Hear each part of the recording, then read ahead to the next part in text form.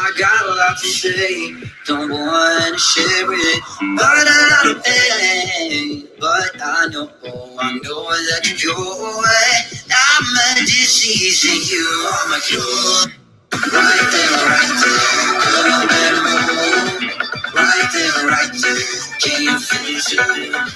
Right there, girl, I'm back moving. Right there, can you feel it too? No place I'd rather be. Good girl, I wanna see. Good girl, I wanna be. Baby, it's just you. No place I'd rather be. Good girl, I wanna see. Good girl, I wanna be. Baby, it's just you. Baby, it's just you and me. Oh, baby, it's just you and me.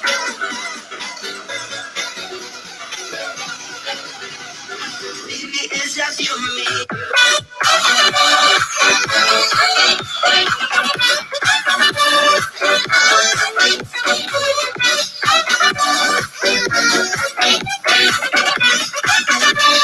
Baby, it's just you and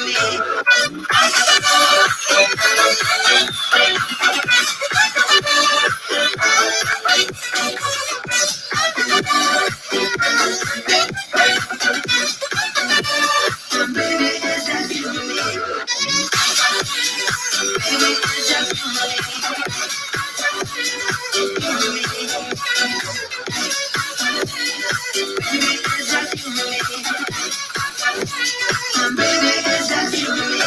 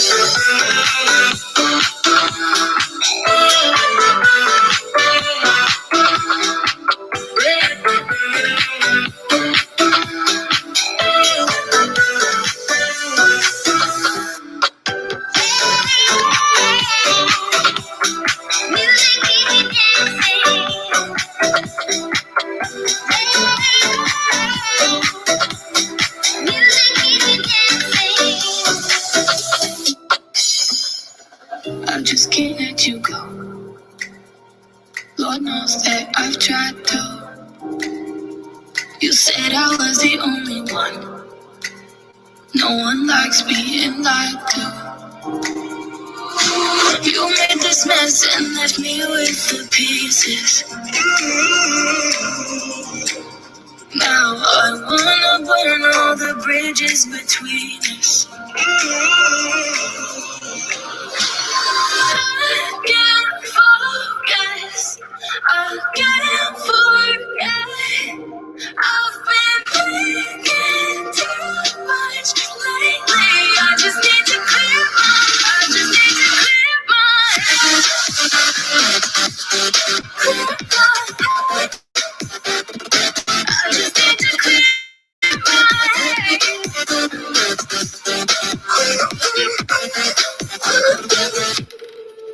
I've been stuck around on the way, but it's not like I need it. And we may have some history, but we don't have to repeat it. You made this mess and left me with the pieces. Now I'm gonna burn all the bridges between us. I can't focus. I can't forget. I've been thinking too much lately. I just need to clear my. I just need to clear my head. Clear my head. I just need to clear my head. I just need to clear my head.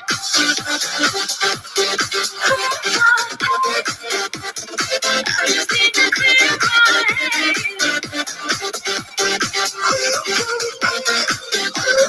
I just need to clear my head. I just need to. I just need to clear my head. I just need to. I just need to clear my head. I just need to. I just need to. I just need to. I just need to clear my focus. I can't forget. I've been thinking too much lately. I just need to clear my. I just need to clear my head. Clear my head. I just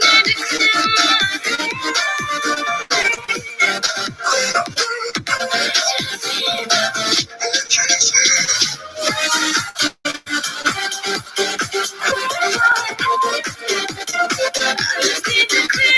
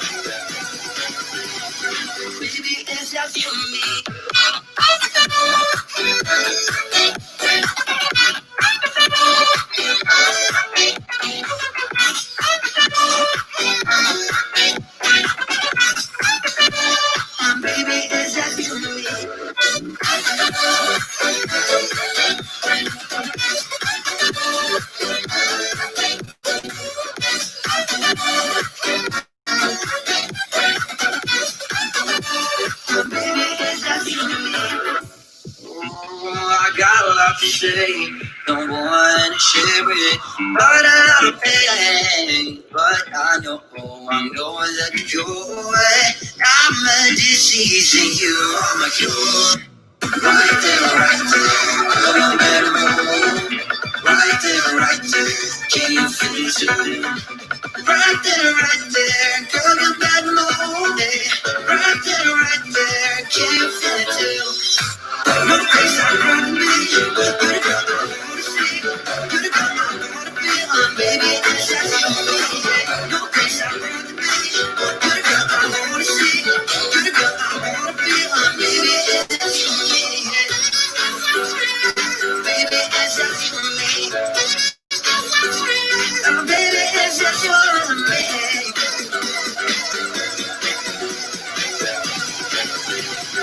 Baby, it's just you and me.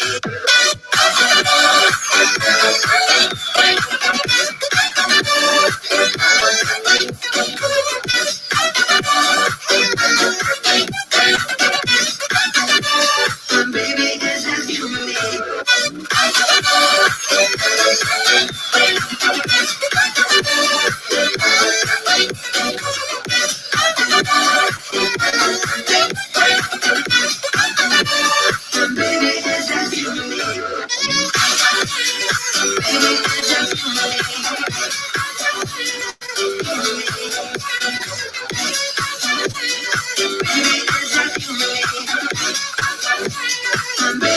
just you and me.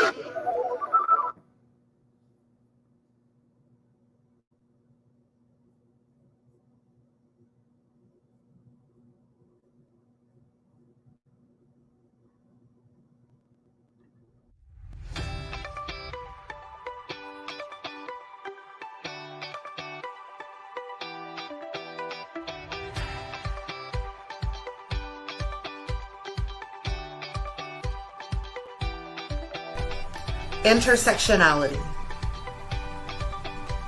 advocacy, positivity,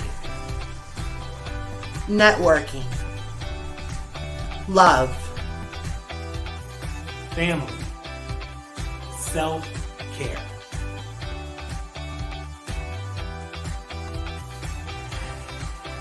Activism is liberation. Pride is resilience. Leadership is solidarity. Activism is showing up to create the world you long for. Leadership is not a title, it's in all of us. Pride is defined by you. Activism is acknowledging the negative circumstances around you and deciding to make a change, a positive change. This summer, I want everyone to connect, advocate for ourselves and each other, love, and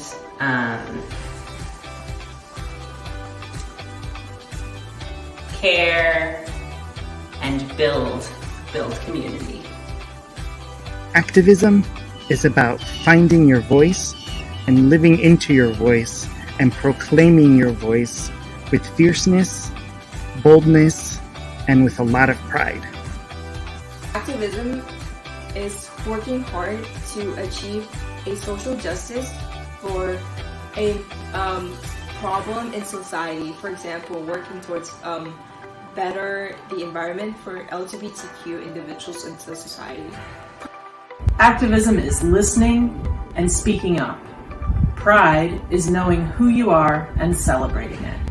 Leadership is the willingness to show up and make a difference in whatever way you can. Activism is about never giving up. Activism is about fighting for what you believe. Leadership is about having integrity to do what is right. I am Campus Pride. I am Campus Pride. I am Campus Pride. I am Campus Pride. I am Campus Pride.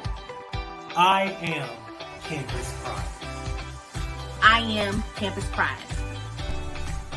I am Campus Pride. Lead with pride. Now let's lead the way together. Okay. Cool.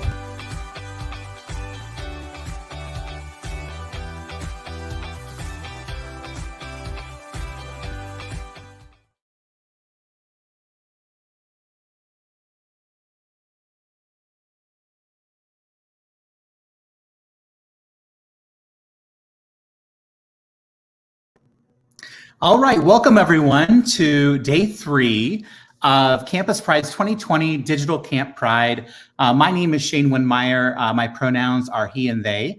I'm the Executive Director of Campus Pride, and I am just overwhelmed with how great everything's going. We've had a few tech mishaps, but this is our first Digital Camp Pride, so thank you all for being patient, and thank you for an amazing day one. We had some alums come back and share their experiences about Camp Pride and talk about activism. We had a phenomenal keynote with Dr. Reverend Jamie Washington talking about leadership in this moment. And then of course, day 2 was phenomenal with Dr. Story and the Black Lives Matter panel, and then the Black trans experience within the Black Lives Matter movement. So just amazing, amazing programmatic things happening on day 1 and day 2.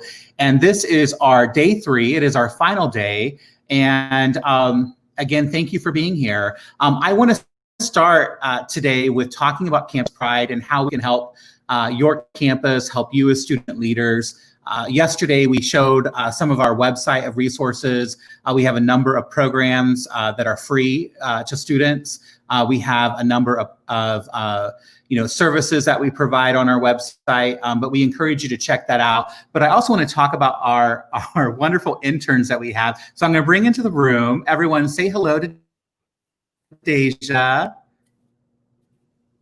Hello, Deja. How are you doing today? How's the internet? Oh, there we go. Are you there? Hopefully it's going well. Hopefully it's well. Can everyone hear me? Cross my fingers. Oh, just keep talking. It's okay. I'm gonna start. You'll be fine. So Deja, thank you for being with us. I know you moved into a new home, so that internet is new to you there. So thank you for being here. Can you hear me okay? Yeah, I can hear you. I'm not. Awesome. I don't know. So if Deja is one of our student interns. Sorry. Deja seems to be on a little bit of a lag, but we're going to bring in our other interns here. Hey, Michael, how are you doing? I'm good. How are you, Shane? It's nice to see you. Yes, and Michael, where are you located again? Somewhere in, was it Seattle or Portland? I always forget. I live just outside of Seattle, on an island called Mercer Island. It's about 15 minutes away from the city. Yeah. And you go to school at Kenyon College, right? Yes, I go to Kenyon College, which is located about an hour north of Columbus, Ohio. And yeah, it's a really lovely place to go to school. My pronouns are also he, him, his, just so everybody knows. Thank you for doing that, Michael. Thank you. And Deja, your pronouns so everyone knows? Yeah, Deja's on a lag. She, hers. I'm sorry, I'm trying to fix my audio. It's okay. All right, and then I want to bring in Vati. Hey, Vati, how are you doing today? Hello. My name is Vati. I'm doing great. Is my awesome, Vati. Yeah, there seems to be a little lag on my end. Hopefully it's not in, but that Sunday internet, everyone's on the internet at home today. But anyway, we want to get started with today's program just by asking each of you, and we'll start with Michael. You know, what you've learned so far about Camp Pride.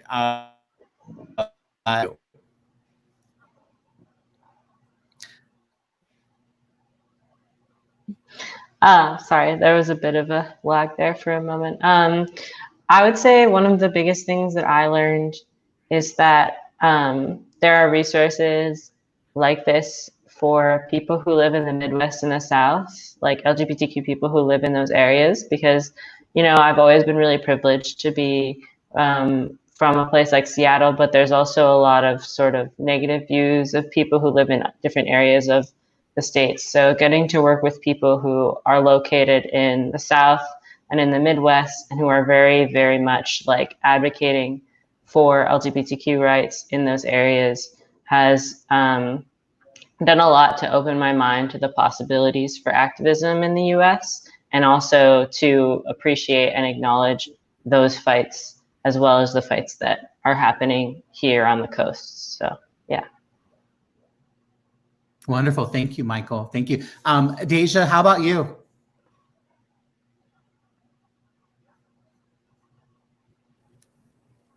Can you hear me now? We can, Deja. We sure can. Okay, awesome. Yeah, I definitely, this is my very first Camp Pride experience. So I think just everything, I'm kind of just soaking it all in. I'm very much kind of just trying to take in these experiences. I'm hearing from other people. I'm trying to take in these opinions, these differing kind of like you were saying, Michael, like everyone has different places that they're from and everyone's going to bring a different thing to the table. So I've kind of just been absorbing all of that and kind of embracing all of our differences and embracing the fact that we're still able to come together in this virtual space. And I'm very just excited to hear what we are going to do today and connect with everyone some more. That's great. That's great. And I'm super excited because not only are we bringing students to Campus Pride that have never heard of Camp Pride before, but, you know, we're bringing back folks who have attended Camp Pride, you know, last year or a few years ago. And so this space has really provided a unique opportunity to do that. Vati, what are your thoughts on day one and day two? So I was blown away by how amazing it was. Like how, you know, like we all know that camp is like, you know, all about engagement, but like it was amazing to see how the online platform really helped bring people together too. It's like engagement, but like it's like made possible during coronavirus. So like one lesson I learned from Dr. Jamie was like definitely just breathe and like just be hopeful to like a future of like because negativity doesn't do anything good for you. So like the best thing you can do is just like have positive thoughts, exchange conversations, even uncomfortable conversations, like just like to open up your mind. And yes, I honestly believe that activism, it's all about, you know, you being yourself and definitely engage in conversations. So yeah. Thank you. Thank you all for sharing. I know it's hard to sometimes hear from everyone, but I know Vati and Michael You all have been having Zoom meetings. What have those been like? Ooh, that was really it was really interesting because today we had a Zoom meeting, and even though I think the time wasn't like having a lot of people, but we have really insightful conversations with two campers. So it was amazing. We talked about two spirits. We talk about intersectionalities in terms of our identities, and we just exchange our how your school is doing in terms of LGBTQ activism. So it was amazing to connect with people. I love that. What do you think, Michael? Yeah, I think it's really hard. I know Vati and I both did panels with previous Camp Pride alums, and they talked about sort of how wonderful it was to have those types of conversations that are a little bit more informal, that aren't like a panel and everything. And so I think that was something that me and Vati wanted to replicate in some way. And it was Vati's idea to have these Zoom meetings, and I'm really happy that she decided that that's something she wanted to do, because I mean, not only do I like spending time with Vati, but it's been really cool to meet the other, like the people who are watching these programs and engaging with them. So. Oh, I love that. I love that. It makes me feel good. So I have to tell everyone who's watching, so Deja didn't know Vati. Vati didn't know Michael. None of these interns knew each other. And I was so worried not having interns here in our office in Charlotte that it'd be hard to create a group team effort in the office. And so each one of them has brought so many skill sets and a lot of joy and energy. We have done 7-hour telethons together. We have done many projects over the last couple months. So thank you all for that. And Vati, thank you so much for doing the Camp Pride Zoom meetings. That was a great addition. I know we're going to be talking in our one-on-ones on Monday and Tuesday next week. I would love, and if the campers who are here would like to engage, I think we should do maybe some follow-up Zoom meetings to allow people to continue the dialogue after camp too. So we'll be posting that in the private Facebook group that all of you are a part of who registered, the 2020 Camp Pride group. And that's really your space to share resources, to ask questions, to share what's going on in your day-to-day life, and to ask us for help or support. So that Facebook group is there for you. I know some of you probably don't do Facebook that often, but that's the way that we're able to create a private community for you right now. So if any of you, I know it may be hard because I'm right here, but I want you to speak honestly. For those who are watching who would like to maybe volunteer with the PEP squad or intern with Campus Pride, what would you say has been maybe a surprise moment or something that the internship has provided you that you didn't anticipate? Can you share or be willing to share? And maybe I could bring Yoda in if you don't want me to be here, and Yoda could ask the question and you can speak the truth. I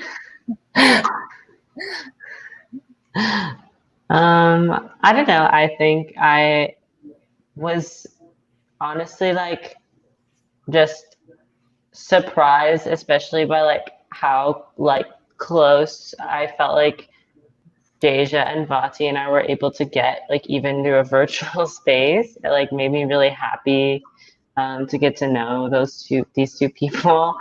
And I don't know. Additionally, I think I've been kind of surprised by just the types of things that we get to do, because I feel like we get to really go off and do our own things, have our own projects in some ways, and that has been really nice to have. We have kind of things that we need to do for like I did a lot of the registrations for camp and stuff, but I also we get to write about 3 little known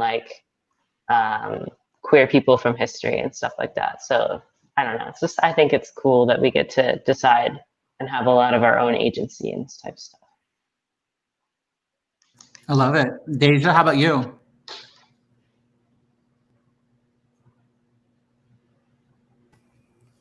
Yeah, I agree. I definitely feel like, at least for me personally, when I signed up, it was me supposed to be doing like social media type things, like promotion. And so getting further into the internship and being able to do all these other different things, like I kind of had some experience in event planning, some experience in like public speaking or whatever, some experience in like, things like these, like live streams and technology. But this has definitely expanded my horizons a whole lot, being able to have the opportunity to learn new things, to kind of like connect with people in a different way. Definitely, I feel like the three of us are very close, even in this virtual space. None of us have ever even met like in person. But I just definitely feel like we have a strong connection. I'm very glad to be able to work with y'all. You're lovely people. We have movie nights too. We should do that on a Zoom meeting. We should all have a movie night together. Our movie nights are bomb, y'all. But yeah, for the most part though, I definitely feel like the biggest kind of thing I'm going to take away from this internship is lots of event planning skills, just personable skills, and being able to kind of like move on the fly and like adjust as needed. Like Shane was saying earlier, sometimes we have technology issues, especially if your name is Deja Dixon. And so being able to kind of like be on your toes and adjust as needed is very important. And I'm very glad to have had that experience. I love it. Vati? Sure. I think that my image is like frozen, but can y'all hear me? Yeah. Okay. Great. So I would say that the biggest thing that I take away from Campus Pride is definitely, knowing that there's a community for you. Because in my school, there wasn't like a lot of like empowerment or support for LGBTQ community.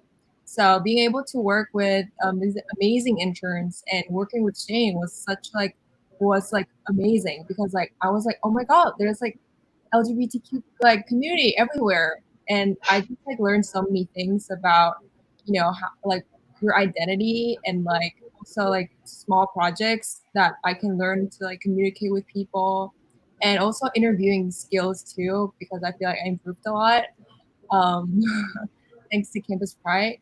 And yes, I would say that it like made me feel more positive, because connections with people via online, it's still possible. And definitely it motivated me to do more activism in my school for LGBTQ community. So yeah, I'm really blessed to have that opportunity. I love that. I love that. And thank you each for sharing. I didn't mean to put you on the spot, but I do want to make sure that anyone who's watching, even if you're a staff or a faculty member at a campus, everyone who's part of the Camp Pride team that you've seen in the videos and throughout the whole program, all of them are volunteering their time. And Campus Pride, the reason why we use the moniker I am Campus Pride is because it truly is the volunteers, the student leaders who have contributed to the organization over the years and who continue to be part of the organization. So Vati and Michael, thank you very much for being here. Deja and I are going to continue the program. All right. And enjoy. And I look forward to, day 3, right? Yeah. Let's get it before it started. Deja, are you there still? Hello.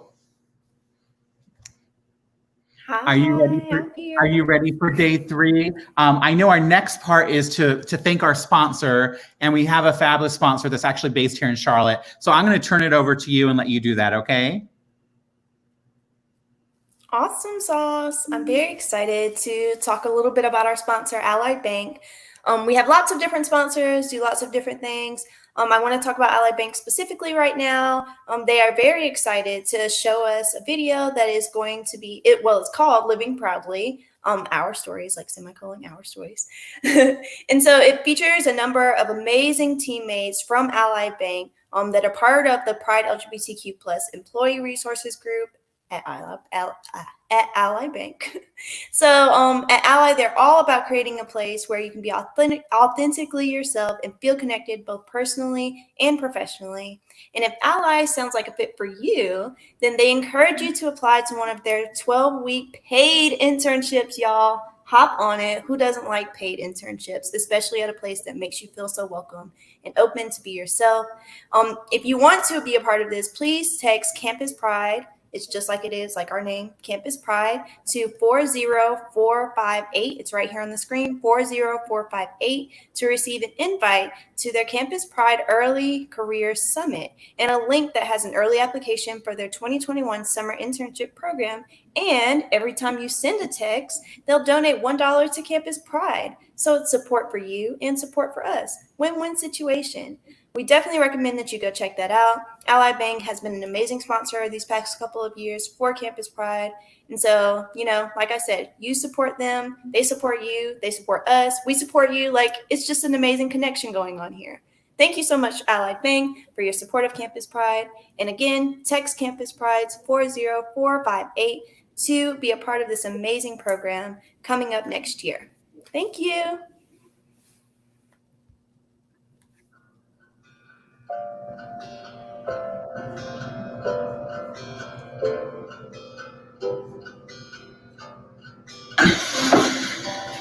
What is my coming out story? So I was getting ready for work one day, and my daughter, who was 12 at the time, walked into my room and said, "Hey, Mom, you said we could talk about anything, right?" I said, "Yeah, absolutely." She said, "I have something I need to tell you." I said, "Okay, shoot." She said, "I'm a lesbian." She then broke into tears, and I remember saying to her, A, I don't know why you're crying, because I'm not going to love you any less. I'm going to love you more because you're probably going to need it. And B, why the heck are you telling me this right now? I've got to go to work and you've got to go to school. I was 23, just purchased my first house. So I think that gave me the freedom that I hadn't experienced before. So I started going to Philadelphia, and I found this really cool club called Shampoo.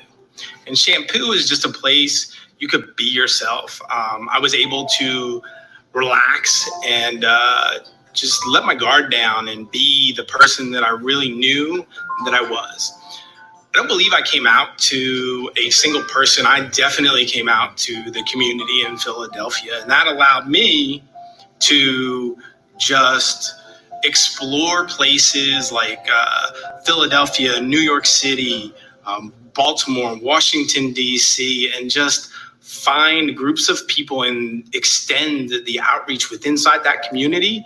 And I believe that actually helped me become the person that I wanted to be and that I actually knew that I was. So the very first time I came out I was 15 years old. And I came out to my cousin, Karen, who was more like a sister to me. And I was terrified. But when I came out to her, she grabbed me and she hugged me, and she held my secret for a long time. It's kind of funny. So I had come out to a couple close friends, and but it was still very, very much something I didn't talk about to a lot of people. And one of my friends accidentally let slip to my little brother. My little brother had done something to get in trouble, and my mom was yelling at him, and as a way to distract what was going on, he said, "Well, Joe's gay," and then walked out. My mom then proceeded to call me into her room, and we talked.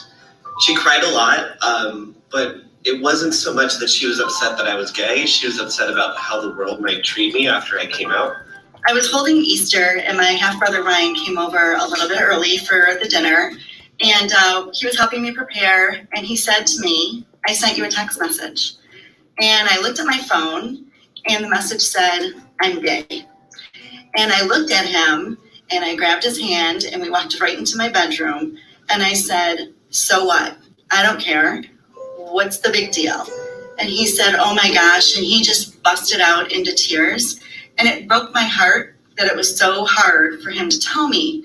And then he told me, "You're the first person I told because I didn't know what to say, and I knew that you'd be there for me." We had a lot of folks who were openly gay at the office, and so I knew that once I made it to work, I could have some good company to help me understand what my next steps were as a parent to make sure that I didn't screw it up. Obviously, the statistics show that LGBTQ youth have, higher depression rate, higher suicide rate, et cetera. So my main concern at that point was figuring out how to make sure that my daughter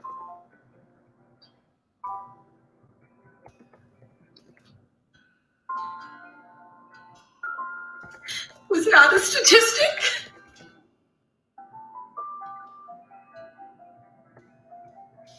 I don't think I really knew until I was in my 20s, honestly.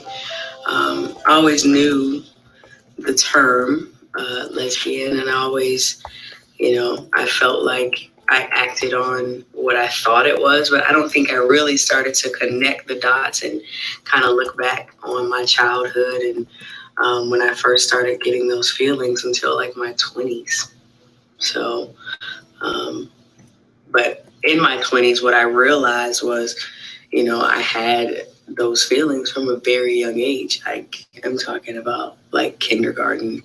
I had a crush on my teacher. I still remember her name too. Her name was Angela Hart. She's probably like 100 now, but. Because I look back and I remember having crushes on other boys as young as, the ages of 4 and 5 and some of my earliest memories. But I didn't really ever admit it to myself until a lot longer. I had never met a gay person before until I was about 15 years old. I was dating this girl and she had an ex-boyfriend who was gay. And I ended up meeting him and then all of a sudden I was like, oh, things make sense now. And all these things start clicking into place. I've known my whole life there was something different about me. I'm adopted. So I've known that, and I've known that my adoptive family, there was something different about me. But I think it was 12 or 13, I probably really started knowing that I was part of the LGBTQ plus community. And I think my aha moment was watching Knight Rider and seeing David Hasselhoff. That was probably the moment that I just knew. My stepmom was completely at a loss. She wanted to send him to a camp to get it all worked out. Other members of my family didn't understand and were not accepting. And I took it upon myself to educate myself as much as I possibly could and then also educate them. We're in a much different place. This is 12 years later, and everyone's getting along and things are great, but it was sad for me that folks just didn't embrace him immediately. After my daughter told me and after we had, the hour worth of conversation and questions, I asked her, we telling anybody this? What are we doing about this? And she said, actually, I've already told a few people. She was on a competitive swim team, and she told a few of the kids. I think it was that week that she had told them, and she thought that they were going to tell their parents and that it would get back to me. And so that was why she said, I knew I had to tell you because I wanted to be the one. So my mom came around very quick and my brothers were very supportive and I had a lot of really good friends. But that being said, there were definitely people who didn't take it so well. I had a relative reach out to me and told me if I kept living this lifestyle that I would end up dead in a ditch of AIDS. And I had cousins that I wasn't really allowed to see anymore. And it was definitely a struggle. I lost some friends, definitely had some harsh reactions from my family, some of whom I don't talk to this day because of their reactions. And when you go through those things, in the moment, you're hurt and you're upset and you're frustrated. But then the older you get, you just don't care. So I think that's where I am. Not saying I don't care. I don't let those things bother me as much as it used to. Was coming out of one-time experience. I chuckle a little bit because for myself, absolutely positively not. I'm out 24/7, I guess. I am who I am. I will never put myself back into a box.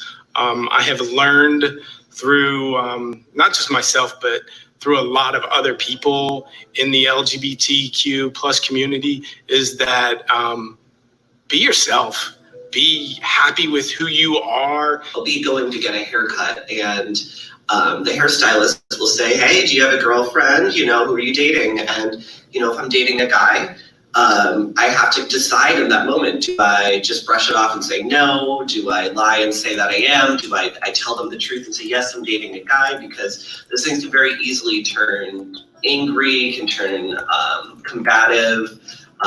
You know, you don't know how people are going to react when you come out to them. So it's, as I've gotten older, I've realized that my identity in the LGBT community goes beyond just being gay, but also with my gender identity and my gender expression. And navigating that, I've had to both, again, come out to myself and come out to others through that. So it's definitely something that doesn't just happen once.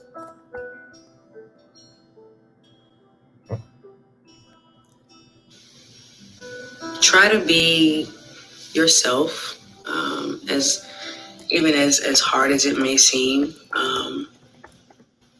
Mentally prepare yourself to lose people. That's the unfortunate part, but I think that if you prepare yourself,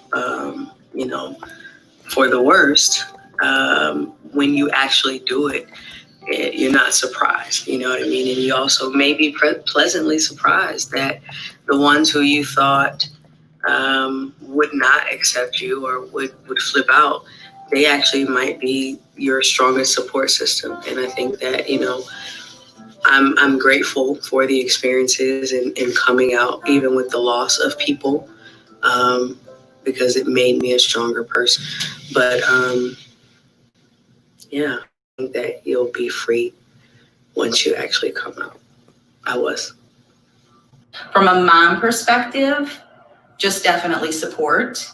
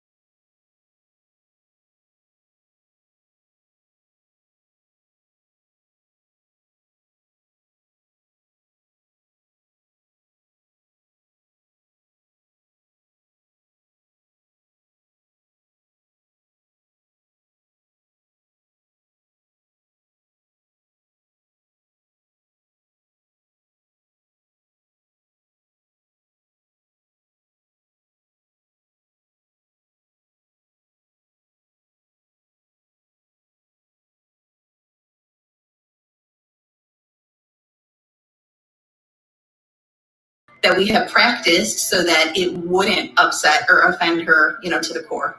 Be true to yourself. And even if you're in a situation right now where you can't come out and you might have to delay coming out, just know that it gets better. There's so much out there in the world. The world is becoming a better place every day. And find those people that are really going to be there for you no matter what. My advice would be love yourself. But you have to be ready to come out. Nobody can make you come out. The community can't, brothers, sisters, mom, dad. You have to want to be ready and feel comfortable with yourself. So love yourself. And when the time is right, you'll be out. Be accepting, supportive, and understanding. And if you don't understand, take action and educate yourself. Those that are ignorant don't understand, but when you're educated, you can be fully supportive, participate, and help others.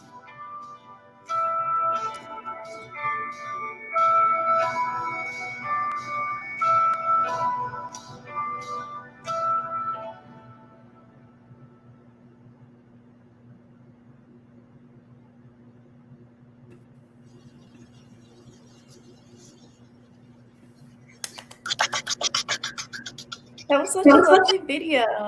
I'm very happy again to thank Ally Bank for sponsoring us, for supporting us.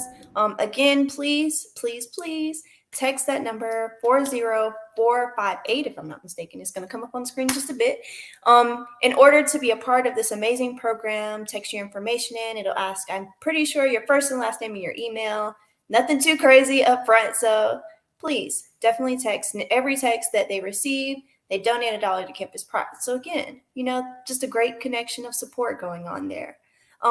But again, thank you so much, Ally Bank, for those amazing stories, those amazing experiences that you shared. I would now like to introduce an amazing, amazing person, Robin Oakes, who is an educator, speaker, award-winning activist, and the editor of 42 country anthology. It's called Getting By, The Voices of Bisexuals Around the World. Amazing, amazing. And also the editor of Bi Women newsletter. Your writings have been published in numerous bi, women's studies, and multicultural and LGBTQ plus anthologies. Just hi, like you're just an amazing person. Hi, I met you before, but it's an amazing, amazing thing to have you on Camp Pride to have or start off this panel coming up. Do you want to kind of tell us more about it? Talk about yourself. Sure. Thank you, Deja. So, hi, everybody. My name is Robin Oakes, and I go by she and they pronouns. And I have identified as bisexual now for 43 years and 10 months. So if anyone has ever told you that bisexuality is just a phase, I would like to introduce myself as Exhibit A to demonstrate that for many of us, bisexuality is an enduring identity. For me, it's lasted since my first month of college. So welcome to the intergenerational panel. I want to say something to the folks who are watching this. I can't see you, but I see you. And I care about you. A couple of years ago, one of the Camp Pride campers gave me the fabulous title of Bye Mama. So if you need a hashtag Bye Mama, I am happy to be yours too. Because you're here, Camp, I consider you part of my family and my community, and I see you. So we're going to start the intergenerational panel now.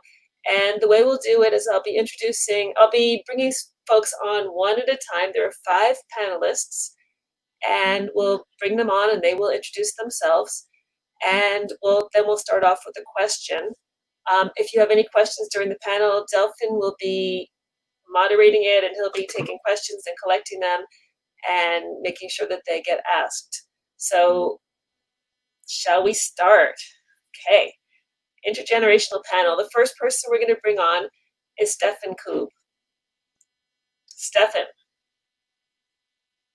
Hello. Hi. I have to introduce myself. Hi. I'm up first. Okay. I hope you can hear me. I'm on my phone right now. I'm Stefan. Identify as a gay trans man. I guess this is intergenerational. I'm 24. I live in Columbus. I work at Out of the Closet.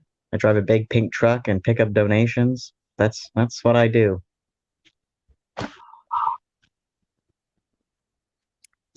Yep. Excellent.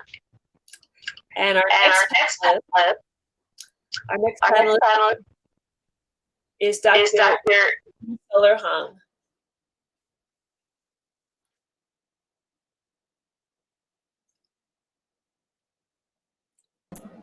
Hello all. I'm Sola Hong. I'm currently working at Bemidji State University as the coordinator for the Student Center for Diversity, Equity, and Inclusion. My pronouns are she, her, hers, and I identified as a queer. Yep. Is there anything I need to include in my introduction? It's entirely up to you, but I've actually spoken at your school. I know. Yeah. Hold up there. Thank you so much, and welcome to the panel. The next panelist is Dr. Winsome Chanu.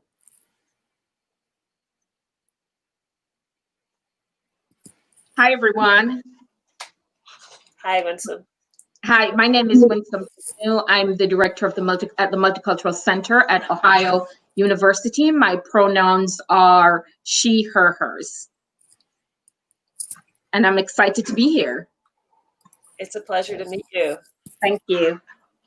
And our next panelist is Olivia Busby, who will miraculously appear right now. Hi. Hello, my name is Olivia Busby. I use they and she pronouns. I am a writer, poet, student, a theology student at Drew University, and I'm 25 I'm 25, I think. I'm 25, and I identify as non-binary, gender fluid, pans, bi, yeah, queer. That's one of the great things about labels, is that you can have as many as you need to describe yourself. So make good use of them. Take as many as you need, mix and match, hyphenate, anything you need to describe yourself. And our final panelist is Dr. Theo Hutchinson. Hi, everybody. I'm glad to be with everybody here. And I was in the audience as you were speaking, Robin, at Ohio University. And I was really fresh in my understanding of myself. And so it's a number of years later, it's pretty exciting to be back again, having come through that phase of coming out and trying to understand oneself. So I'm the oldster on the panel for the intergenerational. So Delphine had to find someone who was older to join. I have just retired from Ohio University. I've been here 23 years. I identify as trans male and use he, him pronouns. They, them are fine too. And I identify as pansexual, and I have, even though I'm the oldest, I have been only understanding who I was for about 6 or 7 years now. And I just want to emphasize that point, that your chronological age does not necessarily mean that you've identified as LGBTQ plus for a really long time. You can be a queer baby, right? And a person with lots of years, or you can be someone who is relatively young in years who's been LGBTQ for a really, really long time. And those are two very different things. And I guess, I don't know if you're the elder on the panel or I am, but there is quite a nice age spread, and I'm really glad to meet all of you. This is a topic that I think is extremely important. I don't believe that we can move forward as a movement without doing so through intergenerational collaboration and advocacy, from learning from each other. I believe that there is a great deal to be learned in every direction. I think that elders would be very wise to listen to young people, and young people will be very wise to listen to their elders, and we must never forget the people who are in between those two points of the pole. One of my best teachers is 15 years old. He's a young man who came out when he was 12 as bi, and like when I talk to him, I learn so much. Like he just shifts my entire frame. He shifts my perspective. He teaches me. And so I just think that we have to keep having these conversations. So here today, but also ongoing, throughout our lives. So the question that we're going to start off with is, and maybe we can have people speak in the order in which you came onto the panel, just for ease of knowing when you're up next, is what role has intergenerational dialogue played in your understanding of who you are as a queer person and or activist? How have folks across the age spectrum impacted your journey of living into and living out who you are? So Stefan, you're up for you are. So Stefan, you're up for. Oh boy. Well, so, oh God, I'm up first. I would say, well, when I thought of this question, the first thing I thought about was like the initial thing when I first was like learning about my trans identity, because that's kind of where I went with first. And it was when I was like 14, and that was, well, how long? That was 10 years ago. So like the internet was happening and everything. And it wasn't necessarily like dialogue with like people of different ages, but I was like finding YouTube videos of older queer people, specifically like trans people. And like, I feel like having that opportunity to be able to just listen to those people talk about like the experiences that they had gone through really helped me like understand, like, I guess like reconcile, that doesn't make sense, but like kind of come to terms with like what was going on in my head, being able to see someone else talk about that. And then when I went to college, I worked at the LGBT center, so I was just surrounded by a lot of queer people. and there are a lot of people of different varying ages that come through, whether they've like just come out or they've been out forever, and like being able to have that space where like these queer conversations can happen, like really like helped me understand like my own queerness. Like I know one thing someone said once, because when I first came out, I thought, oh, I like am becoming a guy, or like I'm gonna be a guy, so like I must be like a straight guy. And I thought that I was really into women, which I clearly am not. I'm very gay. But one way that someone said it once was like, I'm not necessarily gay, I'm just attracted to masculinity. And I was like, that really clicked for me. And I was like, that makes sense. Because I don't want to like always throw a label on it, but like being attracted to masculinity makes sense. And it was like being able to like hear mainly older people talking about them and how they had gone on their sexual identity journey, like the ways that they had figured it out helped me figure it out, I guess. I know we're only supposed to talk for two to 3 minutes. That's my quick blurb. Thank you so much. Solar, you're up. Thank you so much. So I'm the next one. In my opinion, I think during the journey of like self-identification and then being true to oneself, others' perception or the way they assume who we are will certainly like raise some concern or bring some challenge to our journey of living into and living out who we are. And their perceptions or assumptions will certainly be reflected in the dialogues with us. So for people in older generation that I got in contact with, I think the best example would be my parents or people at my parents' age. I come from China, and Chinese culture is considered as a conservative culture in which the LGBTQ plus issues are pretty much don't ask, don't tell in most settings. And my parents do not fully accept who I really am, to be honest, or the way I dress, because in most cases I look so different from the girls in general. But when it comes to my generation, then that's a different story.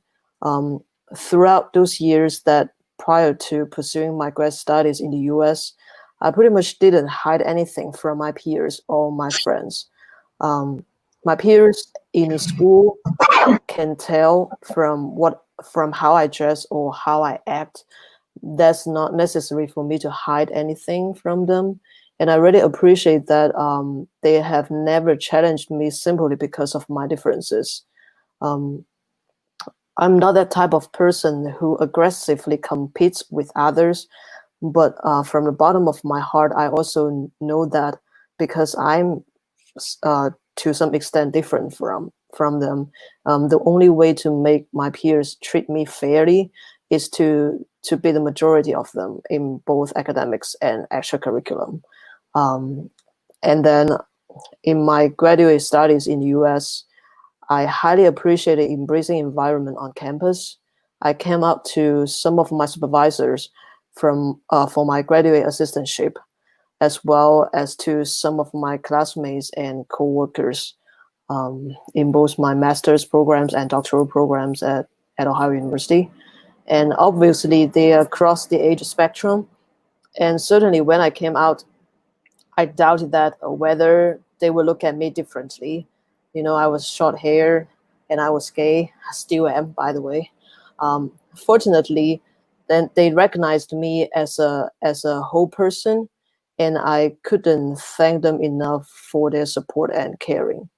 So all those positive things that I mentioned allowed me to continually to be true to myself, and all the knowledge that I have learned and all the amazing people that I have communicated with, encountered to help me to have such a solid foundation that nothing will shake my stance to fully be myself.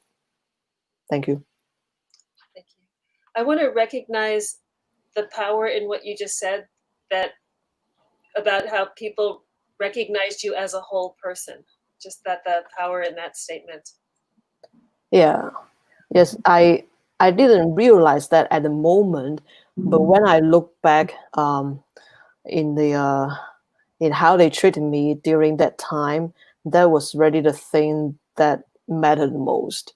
Because I always don't want to how to say the reason that I don't want to simply just come out to anyone is also because I don't want people only see my identity as a LGBTQ plus community member. So yeah,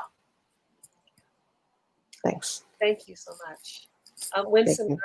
Yeah, thank you, Solar and Stefan. So I identify as an ally and activist, and I am from Jamaica, originally born and raised, and we are still grappling with, we've come a long way in Jamaica regarding the LGBTQ plus community, but we still have a really, really, really long way to go. And as I think about when I lived in Jamaica and I came to the United States for school in the early 2000s for undergrad, homophobia, particularly in some of our music, was so prevalent that it just was a part of what we all did, the songs we sang, the dances we did. And I had gay friends when I lived in Jamaica. But it wasn't until I left Jamaica that then I started reading. You know, they talk about it after you leave your culture, then you really can become an ardent critic, because now you're looking in with another lens. And so after coming to the United States and living here for a while, I thinking to myself, like, why is it I never got involved in any kind of activism? But then I realized, well, I was scared. And I didn't want to admit that to myself at one point. But yeah, clearly I was scared, which was why I didn't. But I have since gained the courage. And so I do a research around homophobia in Jamaica. I actually just got an article accepted this weekend on Friday on homophobia in Jamaica, where I actually went and interviewed members of the LGBTQ plus community. So I'm really excited about that. And so I am also vocal now when I go home, when I go to Jamaica, in terms of how I feel, what my thoughts are. I don't care where I am. I'm not worried that people are going to beat me up anymore. And so when I look at the present generation in Jamaica, one of the things I have to say is I am not hearing as many homophobic songs like I used to. However, there's still presence there. But one of the things I noticed with this generation around issues of homophobia in Jamaica, I am not seeing it as present as it was back in the 90s and early 2000s. And I'm heartened by that. Excellent. In a recent issue of By Women Quarterly, we featured several people from the University of Kingston. University of the West Indies in Kingston. Yeah. Yeah. Oh, nice. I think this is actually a good moment. I just want to acknowledge the importance of context in shaping our experience. I think, because you're from Jamaica, you're from China, other people are from different parts of the US, that I think where we're from really shapes, first of all, our feelings of our actual reality of safety or not safety, our understandings of what being LGBTQ plus means, our vocabulary and information that's available to us, and also our relationships across generations. I mean, different cultures have different understandings of what it means to be an elder, what it means to be a young person, and what kind of conversations are even appropriate. And I think that that's something that is very exciting about this panel, is that there are a number of different perspectives. And now I will call on Theo.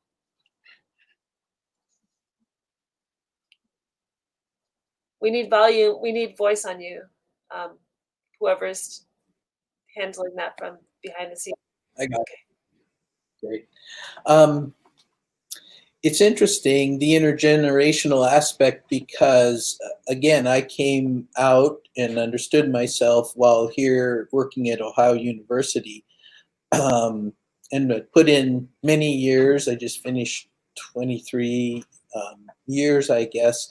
And so I connected, thankfully, Delphine becoming the director of the LGBT Center was at the same time that I was coming out. And I'll have to give a shout out to them for that, because it would have been a much more difficult process without Delphine being open and invitational.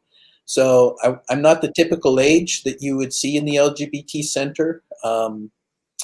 And I felt very welcome there, where I didn't have any other community. There's a significant gay and lesbian community, adult meaning middle-aged and above, in Ohio, or in Athens, especially among faculty. But they're so established already that they really don't welcome newcomers. And there may be something about being trans I've kind of gotten that feeling as well. So for me, it was critically important, even if the young people, the undergrad students primarily, but even grad students, didn't know how much I was counting and leaning on them. I was deeply, because they were the only community I had. I had never had a community. I grew up thinking something was terribly wrong with me, but I had no idea what it was. So I never felt I fit. But here I was now, coming to understand myself, and the people that were there to receive me with open arms were the young college students, and Delphine. And my family lives on the West Coast, where I'm from, so I don't get to see them too often. I do say, though, now that I haven't completed my journey at all, but my physical transition for me that I've chosen is fairly complete. I think I was assigned female at birth. I think most everyone sees male when they see me. And so now I no longer really have a community here, given the unique nature of Ohio University in a rural setting that's pretty isolated. It's conservative outside of the community. And so I'm not involved with the young people, but I don't have an older folks. Sounds like an old folks home. Wouldn't mind an old folks home, actually, of LGBT people. And so one of my best experiences was several years ago. I was selected by the national organization called SAGE, which is the largest, oldest advocacy organization for LGBT elders. So I was chosen, selected to come up there, and got to be in the parade, and was treated like a real VIP. What was interesting is that the staff people who work for SAGE in New York City are all probably in their late 20s, early 30s. And so once again, even though in my case I was being honored as an older person, it was, again, this warm, welcoming community of slightly younger folks than me that made me feel like, I have a community. I have a place to fit. And I think maybe as the conversation goes on, I think unless you're in a larger area that does have more services or communities for older folks, it can be very isolating, because young folks don't always think that we're having their same experiences. But as you said, in some ways I am young, as a trans, understanding myself as trans and pansexual.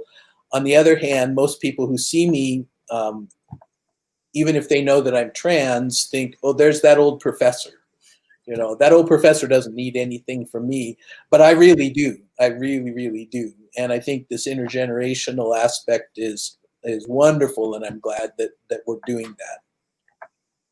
Thanks everybody for your answers. I think what I want to do is, we already have one question from the audience, but before we get to that question, I want to just ask you one more kind of popcorn quick question, which is, what is something that you have learned, something important that you've learned from someone, an LGBTQ plus person, either older or younger than you are? Like, what's a lesson you've learned? And let's do a popcorn style. Raise your hand and I'll just call on you. Olivia. Well, I think one thing that I consistently learn from older people is patience, and that's something that I'm like constantly working on, and so I'm constantly talking about it as well. But I think, yeah, in terms of specifically with, I learned about it a lot from like all older people around me, whether it's through them telling me or whether it's through me knowing their journey and their experiences, and seeing, just seeing the age difference and seeing the time difference, and how much time I have or could possibly have. And so I've learned a lot about patience, and that's helped specifically dealing with labels. I've never been a labels person. I don't like labels, or at least I didn't. But now the patience helped me. And when I first kind of like was starting to think about my identity, with sexuality and gender, I didn't feel the need to rush to a label. I was able to learn that I can just be, and I have like my whole entire life to be and to figure out what that being is. And also yeah, just thinking about, especially like with stories like with like Theo Hutchison's story, like knowing that I am never going to um just learning that I'm never going to know everything. I'm never going to be everything I'm going to be in one moment. And so that's helped me learn how to deal with labels and how to deal with just taking my time to figure myself out before I decide to conform to something, or just try to rush to some One finish thing line I that's always not there. say is, identity is a journey. As we travel through our lives, we learn more about ourselves, which helps us like become fully whoever it is that we're becoming. And we don't have all the information, and it's information that we get along the way. Who wanted to next answer that question? Something you've learned from someone younger or older? Stefan.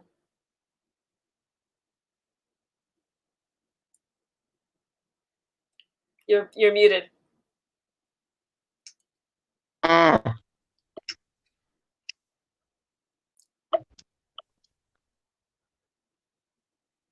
You're muted again. You were unmuted for a second. You can do it.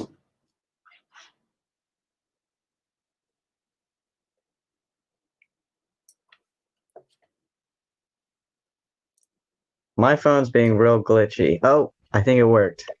Good. You're good. Okay.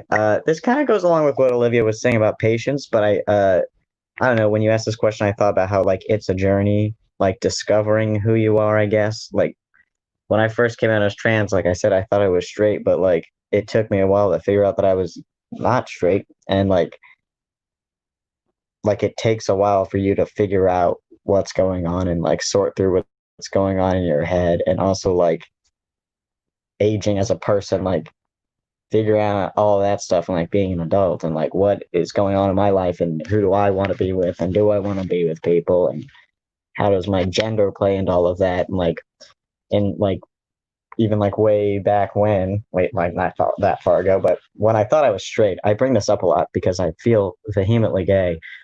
thought I had to like dress like super masculine and stuff which I don't, and like it took me a while to like come to terms with like being okay with dressing, I guess, in more feminine ways and things like that. But like I wouldn't have been there at the beginning of all of that, like in the same spot that I am now, and like that kind of thing. It just like takes time. Like it's like a little adventure, a little gender adventure. Yeah.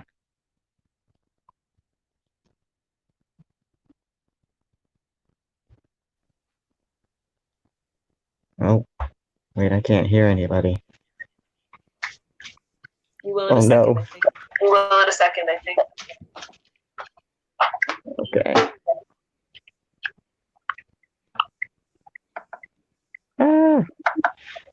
Technical difficulties. Was there a question that I missed? Your Theo is up. Your Theo is up. Hmm? Oh. I guess we're delayed a bit. I think something that just jumped out at me when you asked that question, what if, something we've learned from someone older or younger.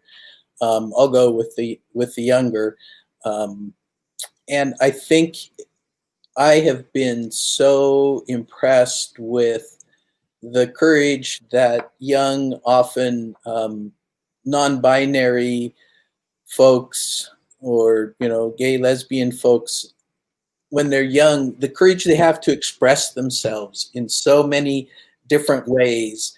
I've chosen, and I'm happy of my choice, to transition to a more traditional look, traditional male look.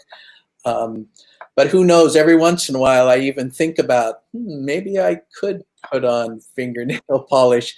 But I've spent over 5 decades pushing everything female away from me, that it's really hard. But the young people, definitely, I really have an enormous amount of respect. They've been in my classes, they go to events, sometimes I'm involved with that. Those who are willing to cross boundaries all the time, even if it doesn't appear that I do, their courage is certainly a lesson for me. Even though I may face different challenges that require courage, learning about their courage and the way they present themselves, the way they explore themselves, gives me courage to do the things that I have to do. One of my mom's best friends was a lesbian, and she said to me once, we were visiting them up in Montreal, and she said, just to see how comfortable you and Peg are together, and how public, and just how you are able to just be in the world. She said, it's so, for me, it's just shocking in a way, and it's amazing, and it just gives me so much inspiration about the way things can be. And then I realized, like now I'm an elder, and that I feel the same way about some people who are much younger than me, just what is it like to grow up in a world where these tools, these to get information and to get support are available. It's different. It's so different. And some people in this country have grown up with a tremendous amount of support, and it's still hard to be LGBTQ plus, no matter where you are on some level, but like the tools that are available now are unimaginable to somebody in my generation, and certainly to someone in my mom's generation. And that's I think sometimes where the learning can happen, is to talk to people whose very frame is so different, and to pull each other into a better place, and to share what we know and what we have to offer each other. Did anyone else want to answer that question before we go on to the question that came from one of the campers? Okay, so the question that came in was, and I think this question is specifically directed to Solar. As a fellow Asian queer, how did you find the balance of both identities in both communities? And they wrote, I really related to you on the Don't Ask, Don't Tell.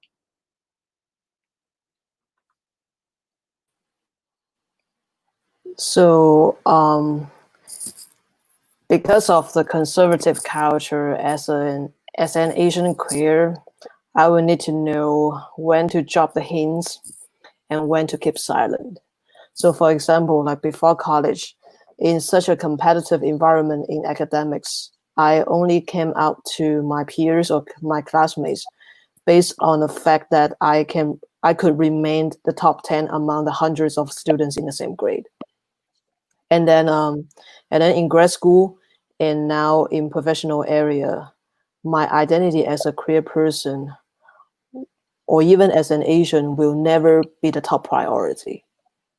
It kind of like feels sad or weird, but it's true that in my understanding, I will have to use my performance to exchange the so-called freedom, or at least to earn the respect.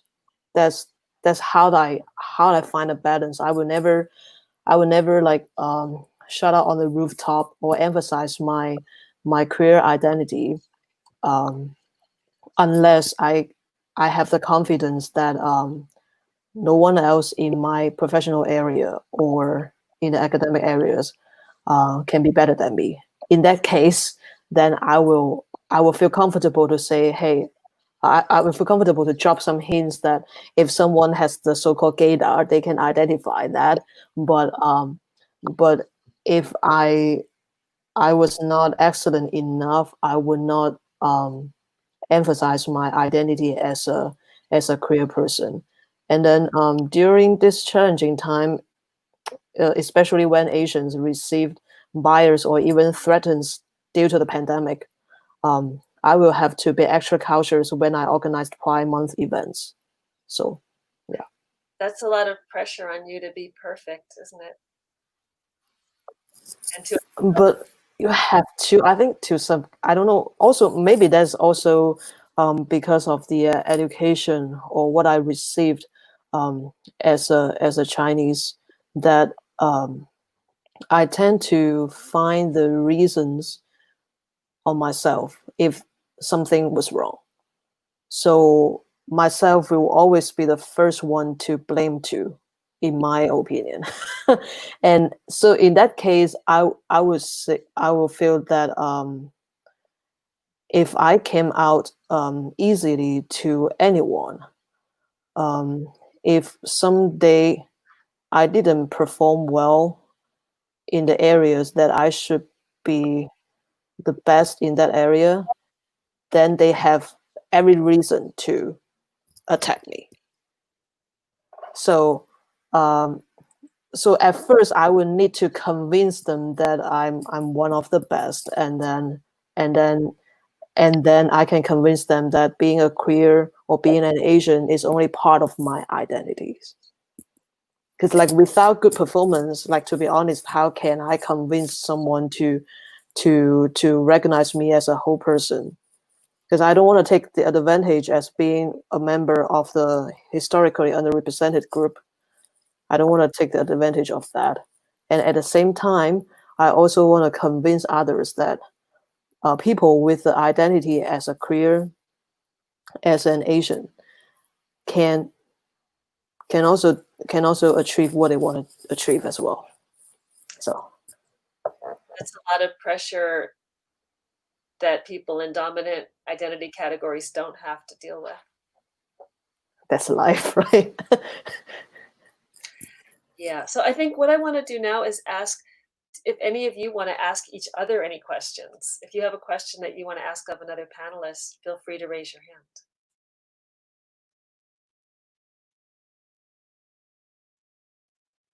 What do you want to know?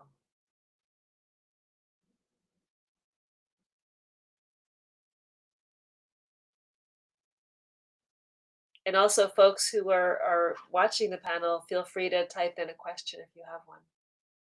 And Delphin, if you have a question, then let me know. There's a comment here I'm just going to read. It says, my mother saw the feed and asked why some had their pronoun next to their names. Time for a teachable moment. Amen to that.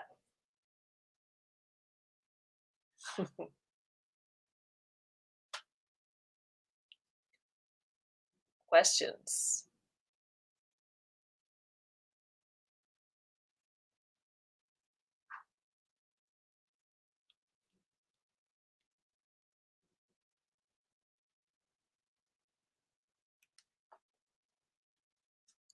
Okay, here's a question. Sometimes silence is good because it allows time for questions to actually happen. The question is from Michael.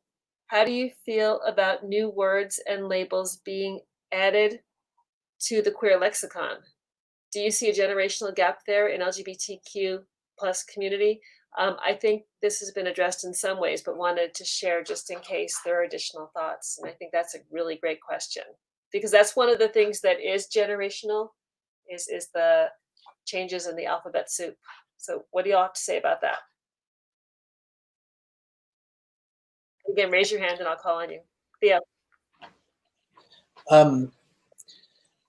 This is really interesting, and I think it definitely has a generational difference. I've been, last year, I started working with the school nurses in our Athens City School District to update their sexual health education curriculum to include information relevant to LGBT folks, and especially since the trans is newer, we've been doing that.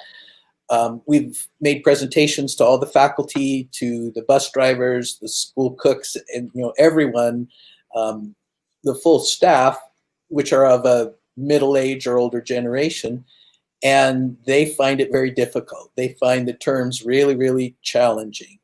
And I think I don't want to dismiss that, especially if we've chosen to educate about this, that we have to know that even if we're completely up to date or almost up to date on terms, that people who aren't part of the community and who there may be resistance, certainly lack of knowledge, to throw everything at them, the 10 pages of terms for gender and sexuality, actually, I don't think will be all that helpful. The cool thing, though, when we were talking with the teachers at every school, they would ask about these terms, and our school nurse who's been delivering this, who's a young woman who's been delivering the curriculum, says, I go into the class to present our lesson and have discussion, and I start to clarify terms, and the young people are all going, yeah, we know all that. Yeah, this is that. Yeah, who cares? I don't think their parents even know how much they know as young people. So I think it's fabulous to have the terms, because I think we do go through different aspects of our journey. And sometimes we're this, and then we grow to understand that that another word helps us say who we are. So definitely an intergenerational divide, I believe. That being said, I think we should have some patience with older folks and not expect them to learn the lexicon all at once, and stay a little bit more basic, while these new terms then just start to roll into our society in the bigger conversation. I'd also add having patience with each other, because very few of us were taught this stuff in school, and every one of us at some point was new to this conversation and to this vocabulary. And I think that for many people, there's this fear that you're going to say something wrong, which is one reason people don't like new terms, because it's like, wait, I just learned the rules, now you're changing them on me, like that whole idea but to recognize that it is a changing, like, identity is a changing thing. It changes over time. It's different in different places. And so there aren't the simple answers that some people would find comforting, because identity is complex. Go ahead. I also just want to quickly add that I think it's very important to continue to let new words and labels come, because language is extremely important when you're trying to explain an experience that is so personal. And I think that as we reimagine and think about how to either eradicate gender or to decolonize gender, and think about how we should shape and think about gender, it's very important to think about what's the difference between a trans person, a trans masc person, or a trans man. What's and all these words, and I think they would help get us away from thinking that we have to be PC and know what this definition is, and it would help us figure out how to actually critically think about gender as a performance that we're all doing. I like to think of identities not as the whole conversation, but as the doorway to a conversation. When somebody shares an identity, if someone says they're non-binary, for example, you don't really know what they mean until you've actually had a conversation with them about what they mean. Because I think that identities are complex and wonderful, and there are ways to explain ourselves, there are ways to educate, there are ways to communicate, and there are ways to move the conversation forward. We have actually more questions. Wow. Okay, here's one. What role do allies have in this work on and off campus, and how can we be allies to each other within the queer community? Who wants to take that one? Allies? That's a hint. Winston, would you like to take this as an ally? Okay. I keep clicking on my picture like we do in Zoom, but it's actually down at the bottom. So I think allies, with especially going back with what's happening right now since George Floyd, there's all this conversation now around allyship and performative allyship and who is an ally and who can be an ally and who should be an ally, and you should let other people call you an ally, you don't call yourself an ally, etc.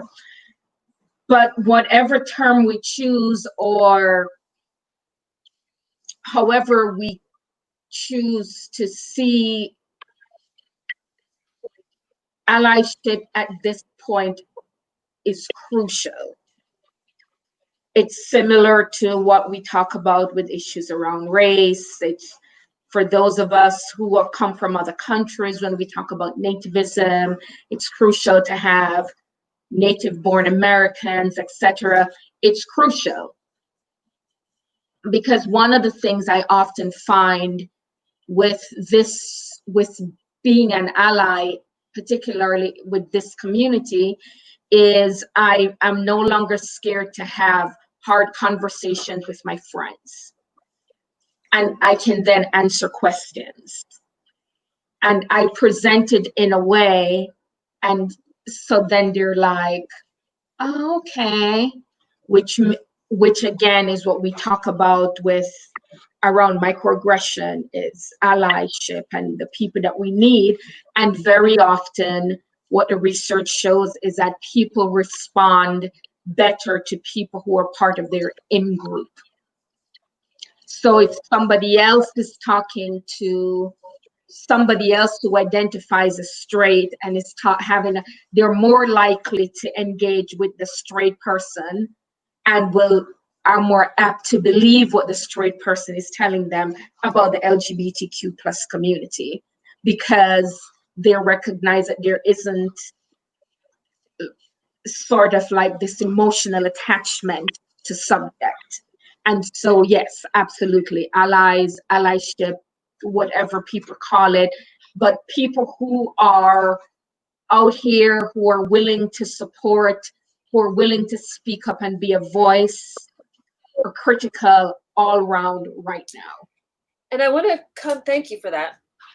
I want to come to something that was the second part of the question, which was, how can we be allies to each other within the queer community? Does someone want to answer that or address that question?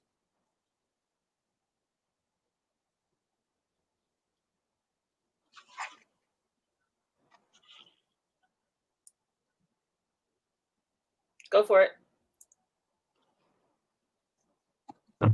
I'm unmuted now. I guess this is more like a specific example that I think of, but it's kind of like partly like sticking up for your friends in the community of different identities, which I feel like I experience in my workplace a little bit. So like, my workplace is like everyone that works there is queer in one sense or another, and some of us are older and some of us are younger, and like there's like a lot of people I work with that are like non-binary, and like so a lot of them go by like they them, and there are like some older queer people who like pronouns isn't like super, like they still struggle with them a lot, but sometimes for them to get it, it has to be like me who identifies as like a gay man or like someone else to like talk to them and be like, you need to keep calling this person or stop calling this person the wrong pronoun and like this is why. And sometimes I don't know. It's kind of like what Winston was saying is how like straight people will listen to other straight people more than other queer people. And it's kind of like that idea where it's like sometimes to get other queer people to understand another queer identity that you understand, like you might not be the person with that identity, but like you can like be a bridge to them understanding it, if that makes sense. I don't know. That's what I was thinking about. It's also a way of taking on some of the because one of the things is that in any oppressive thing about a member of that group in a public space, everybody turns and looks at that person and waits to see if they'll respond. So it's a really great way of stepping up for other people and sharing the burden of educating people and of interrupting oppressive comments. So our next question comes from Joy. For someone who's hidden themselves but is okay being who they are when they aren't around people, so privately okay with who they are, how can that person speak their truth without feeling judged? Who would like to raise your hand if you want that one? Go for it. I would say because gender is a performance, I wouldn't say sexuality is a performance, but because gender is a performance, because we are constantly performing as human beings, I would say practice that performance with yourself, even if you need to practice having those conversations, practice speaking in the mirror, whatever. It's all, I mean, like it's all a performance. It's you get your go-to script together, get your, think of the scenarios you can put yourself in, and that, I think that like helped me, and also being it, because then you can be able to notice the ways that when you are around other people, you start to see how you shift, and you can like shift it in the moment and say like, oh, I don't do this any other time. And I also think it's okay sometimes to have things for yourself. You don't always have to perform for others.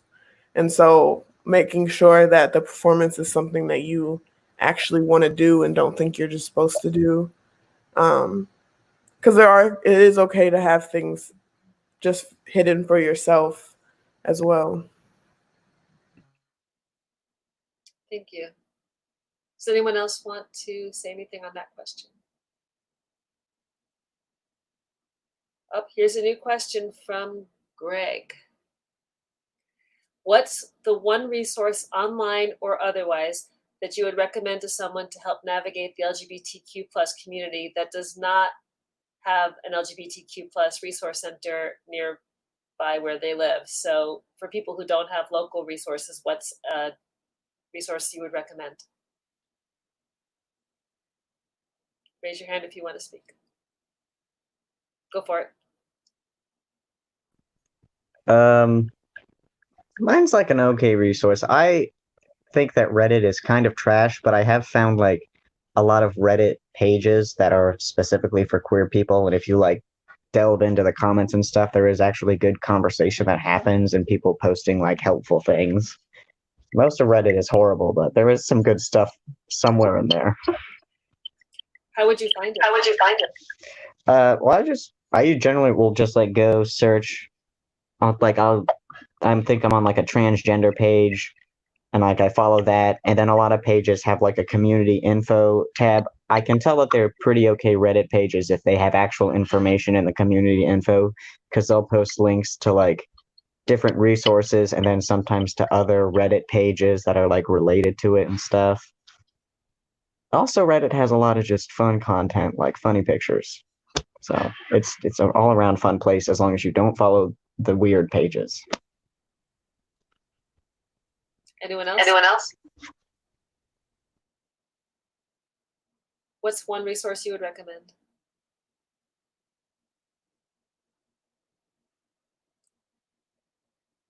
Tumblr. And when you're on Tumblr, like where exactly do you like? How do you find the good stuff? Because I think there are a lot of platforms, but how do you find the good stuff? Yeah, I mean, I feel like whenever I'm on social media, whether it's Tumblr, Instagram, or Twitter, I just follow what I enjoy, and also knowing the kind of aesthetic. There's like the gay communities, the gay aesthetics, and so just knowing, I don't know, just knowing what you're interested in, and always using like tags and different searches, and yeah, I know that, like, there are the gays who love, the gays who love plants. You will always find the gays who love their plants. And so it's just like knowing the aesthetics and the communities and the different things they enjoy that you also enjoy. Okay, we'll go to another question. Oh, here's a good one. How do you explain to older professors or coworkers using they as a pronoun? So how do you explain to them the singular they?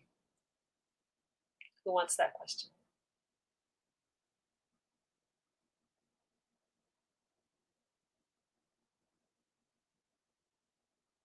Theo, do you want it? Or okay, go ahead.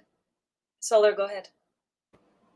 Because I had I have the opportunity to have some safe zone trainings with different departments on campus.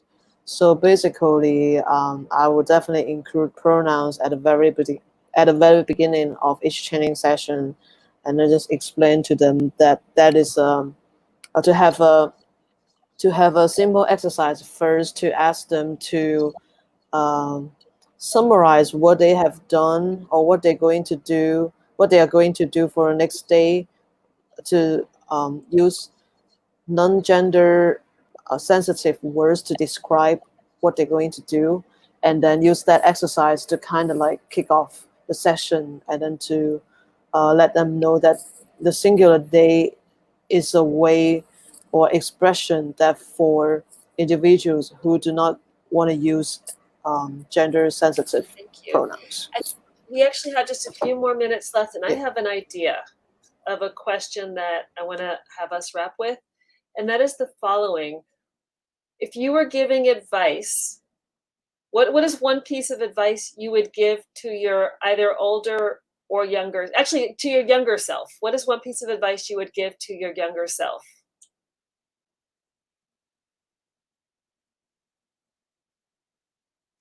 Go ahead. Mine would be, there's nothing wrong with you. There's absolutely nothing wrong with you. I spent over 5 decades believing there was something desperately wrong with me. And it was so wrong that I couldn't even tell anybody.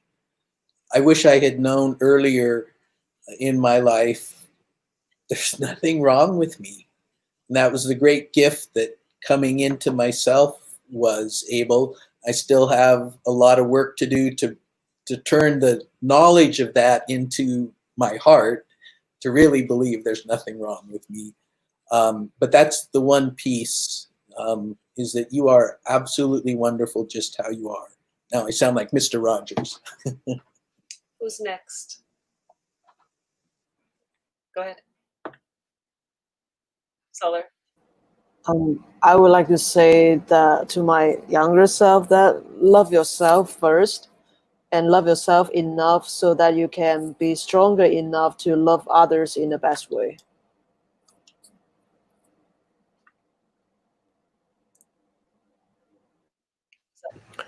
I would say there's to take up space, because you don't have to be non-binary enough or trans enough or bisexual enough for to be able to enter spaces and to claim identities and to claim an experience that's yours. Beautiful. I would say speak up, be a voice. Yep. Stefan? I would say do what you want in terms of like not being afraid to like wear what you want to wear or like act how you want to act, unless it's like hurting other people. Don't do that, but just like don't be afraid because you think you have to fit in a box, which I feel like sounds very cheesy, but maybe that's because I spend a lot of time working in LGBT spaces. But like, just do what you want, and you're the only person that you're gonna be with at the end of the day. So just be happy with you. Yeah. Okay, you've managed to inspire me, make me feel good. So I just want to thank all of the panelists for participating today and for sharing your wisdom. And again, I guess one of my main points, if I wanted to say something, is just remember that wisdom exists in people of every age, and that we all have a lot to learn from each other. So listen to the children, listen to the teenagers, listen to the young adults, listen to the middle-aged folks, listen to elders. Like, just the more we listen to each other, the stronger we will be as a movement. So thanks for participating, and thanks to all the campers who asked really excellent questions. And again, we see you and we love you. Thank you so much. How do I get out of here?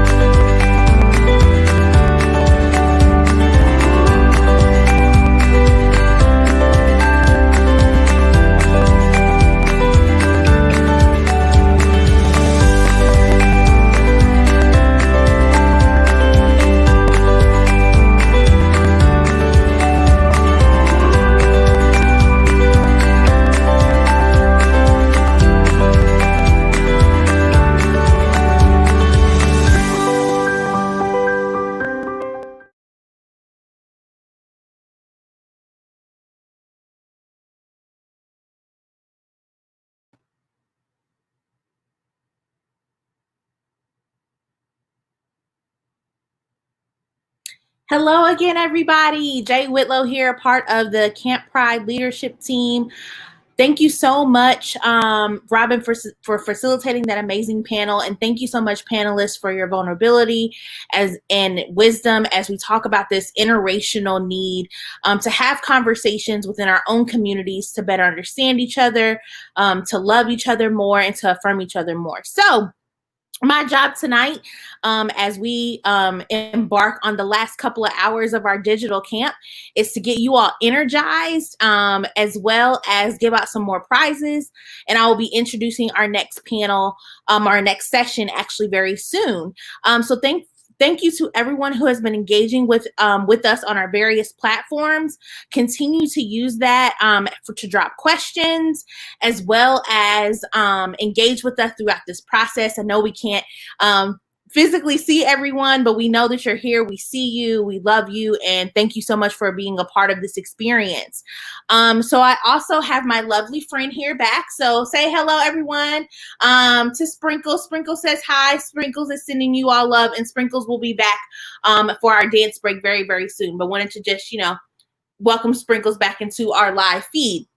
And so also, time to give out some prizes. So again, starting from day one, we're giving out a Pride Progressive lapel pin as well as a Progressive Pride flag. And we will be in contact with you very, very soon about how to get those to you using your mailing addresses. And we'll be in contact with you to make sure we have the correct information. So first round of prizes goes to Christine Price. Christine Price, you have won a prize. Grace Lamont, you have also won a prize. All right. Coolio's Cheerios has also won a prize. Julia Garcia, you've also won a prize. Maddie Carr, you've also won a prize. And for now, last but not least, Alex Swan, you've also won a prize. We'll be back for more prizes later. Also want to just remind everybody to continue to stay engaged as we're wrapping up the last couple of hours of our digital Camp Pride, and know that we'll be engaging more in the private Facebook group, as well as being able to allow you all to continue to have those spaces via various Zoom opportunities after camp as well. All right. I believe we're maybe ready for our next panel or our next session. I can go ahead and introduce if that is okay. All right. So our next session is going to be about deconstructing gender, exploring stories of non-binary and gender non-conforming identities. I'm definitely looking forward to this conversation with two of our fabulous Camp Pride team members, Delphine as well as Eddie. I identify as a non-binary individual, and have recently come into that my identity the last couple of years. And it's through the environment of Campus Pride that I was really able to explore that and be around folks who allowed me to share in my struggles, as also affirmation of naming what I was feeling. And so I am so appreciative of the environment of Campus Pride and Camp Pride to allow that opportunity for me to explore that. But our next session will be taking place very, very shortly. Please stay tuned. I've been welcomed by Delphine and Eddie. Hey. Hi. Hi, Delphine. How are you? Yes, doing good. Oh my gosh, it's so amazing. Woohoo! Yay, so excited. Oh my God. Eddie, where's your fan? Because I have a fan too. Where's your fan? It's in New York. You know, all my stuff is in New York, and I had to leave it because Miss Rona. I understand. Well, me and Delphine will wave. You better with your fake fan. Yes. You better make a fake fan. Yes. Love it. Well, I'm here to field questions from our campers as well as people who are chatting or sending questions. So know that I'll be helping throughout this session, but I'm going to turn it over to you all to talk about deconstructing gender, because it needs to be deconstructed. And we need to talk about it more. And so I look forward to hearing what you have to say. And then I will also be fielding questions from our campers. So please make sure you post some questions for our lovely leadership team members who will be facilitating this next conversation. Bye for now. Yay. Oh my God, Delphine, I'm so excited. I'm nervous though, because this is a super important topic, I feel like. And we're matching. Yes, we got our igualdad shirt. I can't really move because I'm on the bed, but yes. Would you like to introduce yourself? Yeah, so my name is Eddie. I use all pronouns. A little bit about me. I am a first-generation Chileno-American trying to figure out who I am in this queer life. My name is Delphine. My pronouns are they and them. I identify as a queer and trans Latinx person of spirit, specifically as a two-spirit person. but to keep it simple, as a non-binary person and as a trans person. And yeah, we'll leave it at that for right now.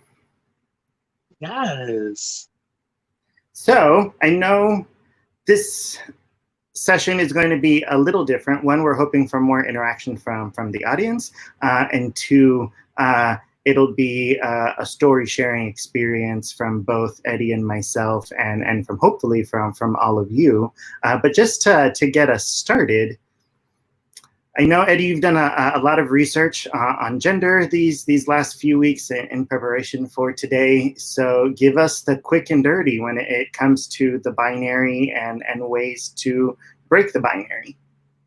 Yeah, so for me, it's like I've always known, of course, that there's been a binary. Growing up in like a Latinx household, it was very, you have to follow the binary. And if you do anything else, it's kind of not part of the plan, I guess, that your family has for you.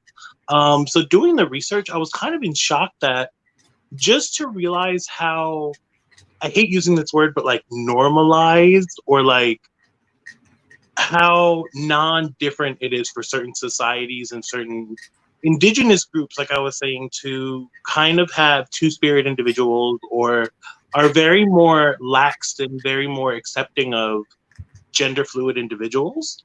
That to me, I found out like a lot of, I told y'all I did my DNA test and I found out I have a whole bunch of like indigenous people from Chile and the United States and Mexico, and researching a lot of like my background. Yes, family, you know it. Researching my background, I was able to find out that a lot of those cultures have, it's weird how to say that their gender binary is not what our Western philosophy is, if that makes sense. So it's kind of, I don't know how to explain it. It's weird to see how one society can be so, you have to do this, this, this, this, because you're a boy. You have to, and then you can do this, this if you want, or you could do this, this if you want, if you're a boy. So it's more of, I'm just shocked. Like I could say my ancestors to figure out that it's more of how gender is perceived to the person than how society says that their gender is. Like I said, for me, it's more of, I don't know. You know, I'm still at that point. I'm young, or as Shane says, I'm not young, but I'm younger. So it's more of figuring out who I am and not wanting to conform to gender stereotypes, if that makes sense. I feel like you especially have taught me so much, and coming to camp and me, and like not knowing what to do and not knowing how to kind of being able to like live my life and do whatever I want. You know what I'm saying? Like it's I don't know. For me, it's like gender is so, it's a process. You know what I'm saying? And then society kind of makes you do gender a certain way. That's where I'm at. Like just figuring out my gender, because on top of like the research that I was doing, I found out how the gender stereotypes and gender binary that we have in this country contributes a lot to the gender inequality that we experience.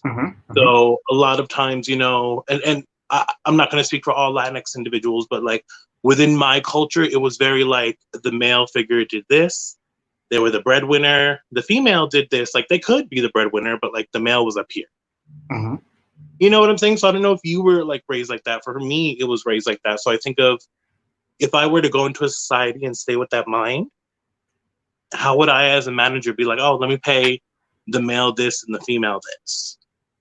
It's more, you know, like it's gender, like I said, it's just a process that I'm going through and figuring out what I want to do. And gender is a construct by society. I want that. That's what I want everyone to take out of this. And so how does that, and just to tie in one of the questions that we just got, how does the gender construct impact you today? And with that, what brings you gender joy? As the gender construct, I feel like for me, how it affects my life, it does affect it to an extent in a negative way. The reason why I always say like I use all pronouns is because I feel like sometimes when I'm within like the queer community, I feel like if someone uses he, I don't think that they're automatically annotating with, oh, he's a he has to do this, this, this, this. But now, like when I'm with the cisgendered straight community at work and someone uses he, a lot of times it'll be like, oh, he could do it, he's a man. Oh, he could do it, he this. And it's just like, that's not how it is. You know what I'm saying? In my life. So it's like, the joy that brings to me is being able to have someone call me a he, but not put a construct on what a he should be. Does that make sense? Like, I know I feel like I don't make sense half the time, but that's how, like, that's why I choose to use all pronouns, because it's more of, you don't tell me what to do, I tell you what to do. You know, that's where I'm at in my life, with gender especially. My goddaughter, she loves wearing pink. She loves wearing skirts. And her mom is like, oh, you know, I'm imposing this on her. And I was like, oh, you're not. You've given her an option. You put out the skirt, you put out the pants, and you let her choose whatever she wants to wear. And on top of that, she wears her skirts climbing trees and running in the park. And like you said, she defines the skirt. The skirt doesn't define her. And I think for many of us, that is the adventure of trying to figure out our genders. For me, it's been, I haven't gotten to the joy part yet. I'm getting there little by little, because similarly, growing up in a Latinx household, things were very hyper-masculine, things were very black and white, boy-girl. Growing up in a Catholic household as well, things were very gendered, and different was not allowed or recognized or welcome in any way. And so now I'm in my 30s and learning what it means to be truly a two-spirit person, what it means to be a non-binary person, while also struggling. And yesterday's panels hit home a lot in terms of how we show up and how we present ourselves in the world, because I primarily dress how I am right now, usually some form of LGBT, queer, social justice t-shirt and pants, because that's safer. It's not who I am, but living in rural Ohio, living in the Appalachian region, this is safer. And not a reflection of who I am. And the times where I've gender bended and have worn more feminine clothing, I do get a lot of snaps and affirmations, especially when I was working on campus with students, but also a lot of stares and a lot of snickers. And sometimes you just want to get from your office to Chipotle and back and not have to deal with any of the BS. And so being a non-binary person in a binary system, and where when you challenge that system, whether it be society or in my case, higher education, there are real consequences to that. And how we navigate that, I don't think there's a specific or conclusive or definitive answer to it, but is a very real struggle. And so I'm getting to the gender joy part. I'm not quite there yet. The other piece of it is, me and my dearly beloved have been together now for 17 years. And what does it mean for him to be in a relationship with me? And he identifies as a gay male. What does that make him now that he's in a relationship with me? Is he bisexual? Is he pansexual? He hesitates using the word queer because of its historical connotation. And so, as we say in parts of Latin America, which is translates to it's a hot mess. An amazing, complicated, confusing, beautiful hot mess. With you also talking about gender joy, like with this on the screen, how it says, since I am a gender non-binary, I have a dilemma about coming out to my parents because they always say that the gender is what is in your pants. How can I combat that? The way I have, like, I'm not going to speak for everyone, like I said, because I feel like everyone's journey is their own, especially within being non-binary and finding yourself. But the way that I always do it, I always bring it up constantly to my family. Like, I know they probably get annoyed, but I'm like, that's good. I will always be like, gender's a construct. Gender is not real. You know, gender is what you make it. And it's more of proving to them how like certain stores, like, you know how like Target, when they first were like, we are removing all gender terms from like our clothes, our toys, that to me is like, look at things like that, because I find it so, I hate this word stupid, but for a company to be like, oh, here's a girl's doll. No, boys can't play with dolls. Like, that to me is one of the stupidest things. Like, I have, like, my nephew's obsessed with trucks, right? But like, every so often he'll put like a doll in the truck, you know? And it's like, he doesn't know anything. He's like, this is just like the best time. And it's more of making sure, like I said, just throwing hints, not hints, I want to say, but always bringing it up, because I feel like if the more you, again, I hate this word, but like normalize it, the more that they're going to understand it and kind of process it, if that makes sense. Because I'm still like, I'm trying to think, I've never really had a conversation with my family where I'm like, I am non-binary, but I talk about it all the time. You know what I'm saying? So it's more of, if you're not paying attention to what I'm saying, that's on you. I'm at that point in my life where I'm like, that's your fault. I'm sorry. Living my life. I'm speaking it. I'm not lying. It's, you weren't paying attention. That sounds like a personal problem. You know, like. Keep on preaching. It's just, like I said, it's something that I'm still at the process of understanding. So that's why I'm like, just always bring it up. That's how I say, just bring it up, and don't, I'm gonna be that one person. Don't bring it up when it doesn't make sense. Like if they're talking about dinner, don't be like, you know, gender is fake. Like I'm down for the cause. Say it all the time. You know what I'm saying? But like, just fit it in when it makes sense. I feel like that's because people start realizing that they get to that point when they're like, oh yeah, gender is a construct. You're right. Because like when you show them the facts, like this is why you say gender is this, and your gender, you have to do this because society says you have to do this. People are more like, you're right. Oh, okay. And it's a slow process though. I don't know if you realize, but it's a very slow process. It is. I remember I lived now here in Athens, Ohio for 7 years. And when I went back to Miami for the first time for my little sister's wedding, really, one, had to readjust from going from a place where many folks will refer to me as they and them, and sort of know who I am, back to a very black and white system, and having to question myself, how much do I want to push the boundaries? It's my little sister's wedding. The focus should be on her and her soon-to-be husband. I initially had my nails painted, and my sisters freaked out. They're like, you need to take the color off your nails. And initially went with it, but then after taking a self-care moment and going outside and running around the backyard, and I was like, I can't deal with this anymore. I was like, you know what? I'm gonna find a compromise. And so I put a clear coat of polish on my hands. It wasn't necessarily the statement I wanted to make to the world, but was a statement to myself. And wanting to just sort of carve out that moment of affirmation, because it is tricky. For many of us, the smallest unit of ourselves is our family, and we have to wrestle with how much do we rock the boat, how much do we just need to be in this moment, get through it, and just survive it in order to get to the thriving. I think the other piece is, and I know you and I talked a little bit about this in preparation for today, is that we have conflated gender and sex and sexuality as terms when they are separate things. And so someone made a comment about what's in your pants.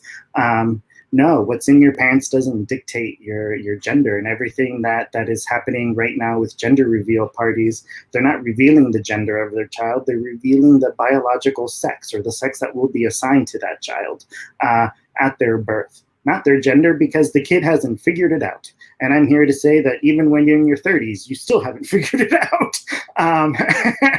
And so sort of this conflation of these things, sex being our bodies, chromosomes, biology, and that's a very oversimplified understanding of that, and gender our core understanding of who we are. Sometimes there's a reflection between those things, but oftentimes there's not. And I remember having a conversation with a retired professor at OU, and I think I gave him a heart attack. He was like, why do we need to discuss the difference between sex and gender? And I was like, well, the reality is that there are women who have penises and men who have vaginas. And he just started to shake in his wheelchair and looked like he was convulsing. And I was like, so nice to meet you, Emeritus Professor Dr. So-and-so, and just walked away after I nearly killed him. But I think we need to be mindful of that distinction, that what biology we have doesn't dictate or mandate our gender in any way. I definitely agree with that, because referencing how they were saying, like, talking and kind of getting your family to understand it. Like, I was having, me and my sister, we talk all the time. I love my sister, my little nephews. And we were talking on the phone, and I was saying that how, like, a lot of people don't realize that gender and sex are two completely different things. They can, of course, be the same if you want to follow kind of like gender binary. But that's also like what people want to do. Gender is what you want to make it. And how we were saying, like, something that I got emotional was because, like, growing up, like I said, in a Latinx household, being a masculine, that's what I had to do. If I did a slight effeminate dance, my dad would be like, baila como hombre. You know what I'm saying? Like, real quick, dance like a man. And I'd be like, okay, let me just punch the air and pretend like I'm masculine.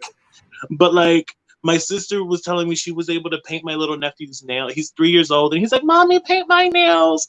He doesn't think of that. First of all, that hasn't had nothing to do with gender. It's a little baby, and they're like, oh, that's cool. You know what I'm saying? Like, stuff like that,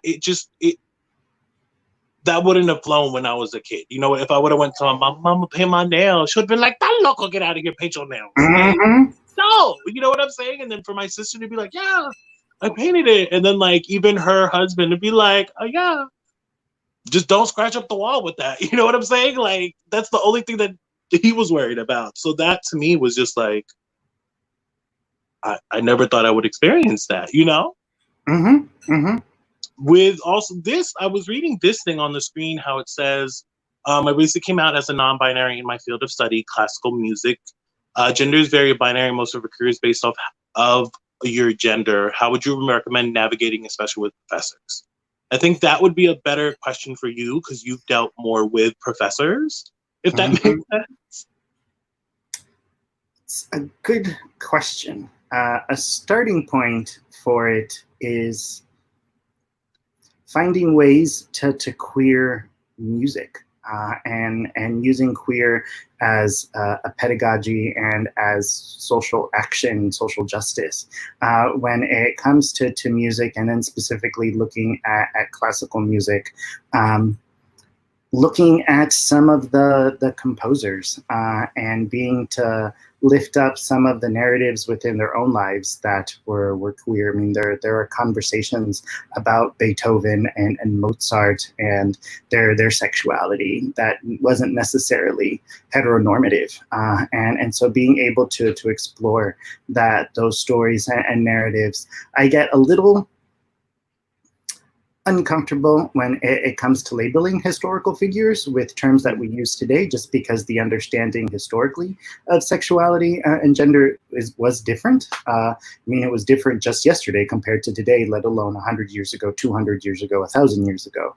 But just being able to see people's lives as transgressive and breaking a binary, I find a lot of power in that. And so being able in class, raise questions about the music and the composers, contacting if you have a diversity office or an LGBT center, and having them advocate for you as well. I know yesterday we talked about who are our allies in our spaces, who are the accomplices that we can turn to. And so students would come to me sharing either a hardship or a challenge they were experiencing in class, and then I would go and advocate on their behalf to their professors and finding ways to bring LGBT narratives into the class. Sometimes, if the student was comfortable naming the student, but oftentimes just to protect the student's identity, using them anonymously, just saying, oh, you know, some folks have approached me about XYZ. I wanted to reach out and see how I could help. And oftentimes, not always, but more often than not, professors would be open to me coming to guest lecture, as well as share resources. Looking at music as a whole, and Eddie is more a music person than I am. Music has been an outlet for many of us, and we have our anthems that get us through the day, that get us through the moment sometimes, and being able again to tap into that, whether it is looking at classical music and finding our anthems within the classical world, or more contemporary music, modern music, music from various countries, however we want to define music, being able to tap into those anthems. As Eddie shared, change doesn't happen as quickly as we would like, and a form of activism can be what you do a paper on, what you do a project on. My dearly beloved is a classical musician. He's an opera singer, and for some of his assignments, he actually would use the poetry of Pablo Neruda and put it to music and sing it for class when he was singing it to me. And so there are ways that we can queer the music, and hope that helps. Happy to explore that more offline or in another way. But that's sort of, I think, a starting point. I love that. More of like, especially how you're saying, like, music for me, I feel like has helped me so much with my gender, just because sometimes it makes you forget what society puts on you, if that makes sense. That's where I'm just at. Like, I just listened to a good old Gaga album, Chromatica, if y'all, it just came out. Just to be able to, like, forget about how people perceive you or want to perceive your gender, if that makes sense. Music is so important. I wanted to answer also, actually, I pulled up our little chat. There was a question that I really wanted to answer. Here it is. So, a question from a camper. I'm a non-binary and a parent. How can I combat traditional gender norms while being labeled as a mother? That actually, the reason I picked that question is because for me, I have, like I was saying, my two little nephews, my godson. One is 3 and one is, no, Lord, one just turned 4. One is turning 2. Oh my God, I'm getting old. But it's kind of weird for me to hear them sometimes call me Dio, call me uncle, because I'm worried that within a society, they're going to automatically assume, oh, that's my Dio, that's my uncle. He got to do this. You know what I'm saying? So I understand where you're coming from. Being a non-binary individual, like I try to kind of get like gender neutral terms like Didi or like my gunkle, you know what I'm saying? My quunkle for like queer uncle, like. Yes. I was trying everything, but then like it gets to the point, especially like with kids, like kids name you what they want, basically. You know what I'm saying? Like that's where I come to the thing, and they can call me uncle if they want, I feel like, but I've realized that my sister and me, I'm helping out to like raise them, like say things, is more of like, you can call me uncle, but you know that doesn't mean that I got to do this. You know what I'm saying? It's more of how you as a parent want to raise the kids, especially like I feel like these terms, a lot of times people think, yes, they're kind of gendered to an extent, but at the same time, they're not. I feel like they're just words. You know what I'm saying? A mother to me is a caring maternal figure that takes care of a child. You know what I'm saying? So it's more of, that's the process I am. That's why I picked that question, because it's more of getting comfortable with my nephews calling me uncle, because especially from them, I know it comes from a place of love. You know what I'm saying? So it's not being malicious. And kids get it. And we mess up the kids as they get older, but kids initially celebrate it. Similarly, cousins, best friends who their children will refer to Jason and myself, they'll refer to Jason as Tio and to me as Tia. And it makes sense to them. doesn't have to make sense to the people who are hearing it, but it makes sense to them and their relationship with me. My godchildren literally refer to me as their fairy godparent. And it's an opportunity I think we have as an LGBT and as a queer community to redefine these words and these labels. And it doesn't always make sense and it's not always easy. And it is based, as Robin was sharing earlier, on context. And within some contexts, it's a little easier. In other contexts, it's a little harder.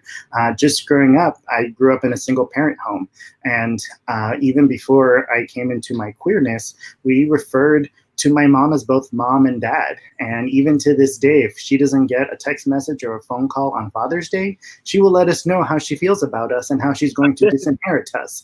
And because she was both mom and dad growing up. And so I think there are spaces where we've been able to reclaim and redefine these words. And so even if a child, like you were saying, refers to me as Theo or as uncle, doesn't necessarily have the traditional definition that word carries. And me and the child have an understanding, and ultimately that's what matters. Trying to control the perceptions of others,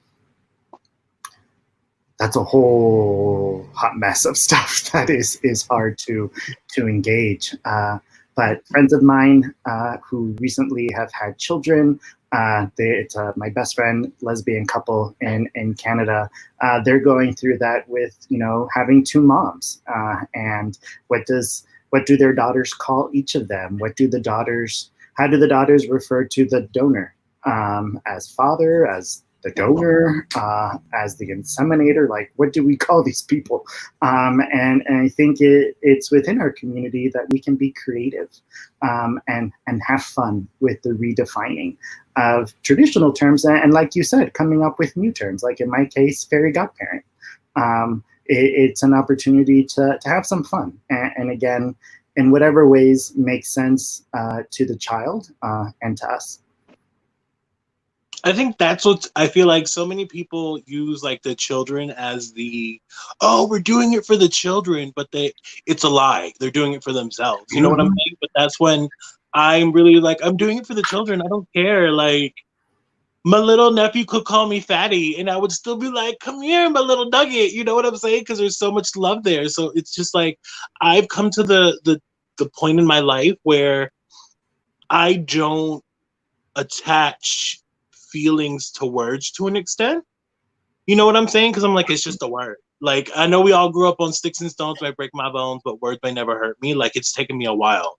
I'm gonna be honest. I still am not fully there, but I'm at that point where I'm like, it's just a word. What's it like? I'm gonna still be fat. I'm gonna still go eat me a cheeseburger. Like, it's not gonna make any difference because you out here saying something to me. You know what I'm saying? From a kid standpoint, or like a random stranger.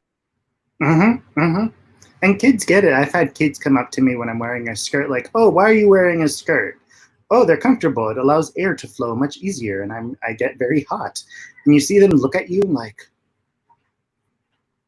oh, play with me.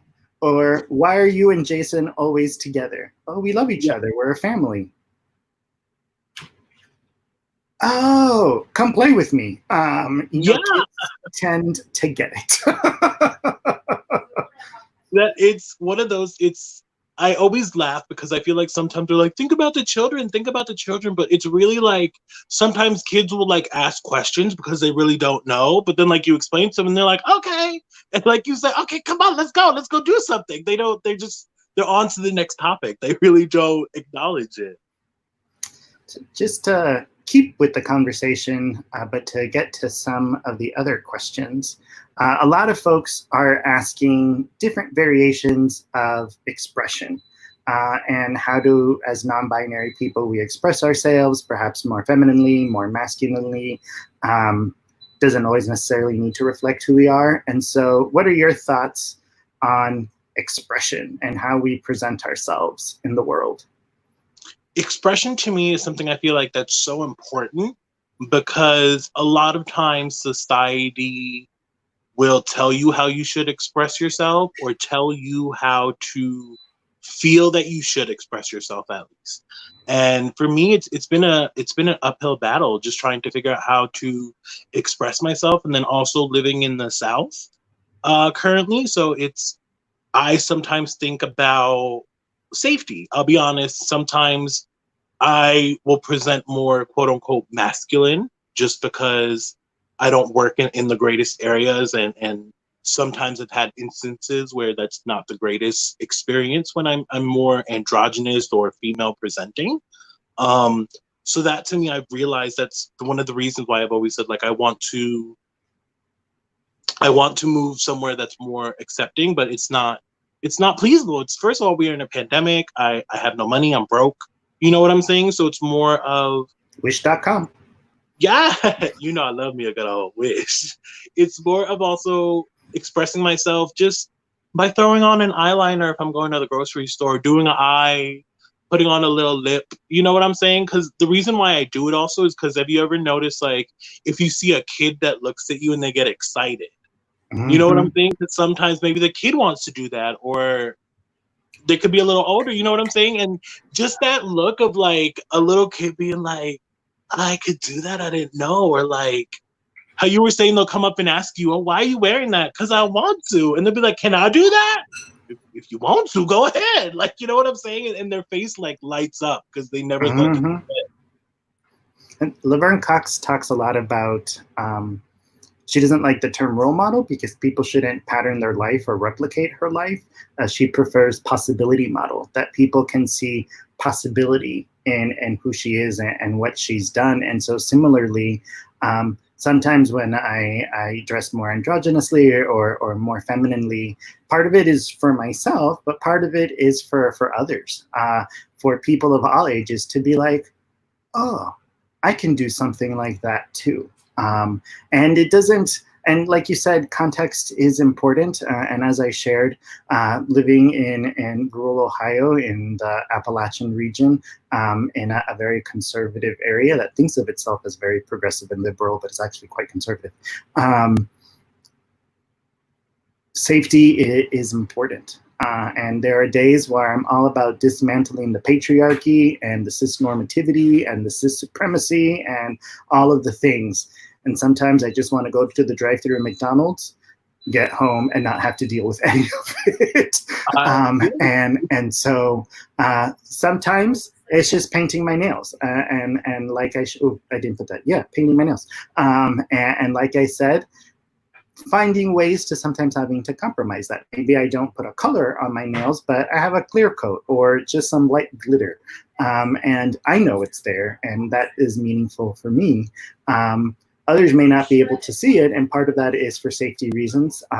Part of that is also just, again, to be able to get through the day. And so I know yesterday there were several comments and questions about, oh, I want to present more masculine, I want to present more feminine. I think that just really depends on us and our definitions of what is masculine and feminine, and what masculine and feminine and in between and beyond for Eddie isn't necessarily the same understanding that I have, isn't the same understanding that our campers have. And so it really is trying to be authentic to ourselves as much as we can. And I don't want to be a downer. There are dynamics of privilege at play, and folks who have access to resources that others don't have access to, financially, culturally, safety-wise, and we just have to learn how to navigate that. And there's not a 1 + 1 = 2, it's a 1 + 1 = 100 million, because it is complicated. And I know when I started to work at campus, the first boss I had, when I shared with him that I was a little nervous when I first painted my nails coming to my job, not knowing how he would react, because at the time we had no protections for LGBT people. He was like, Delphine, I painted my nails in the 70s. And I was like, okay, I can do this. My more recent boss that I had was not an advocate, and started to implement some very rigid understandings of quote unquote professional dress for different genders. And the times where even if I was wearing a tie and a long skirt, I can tell she was not pleased.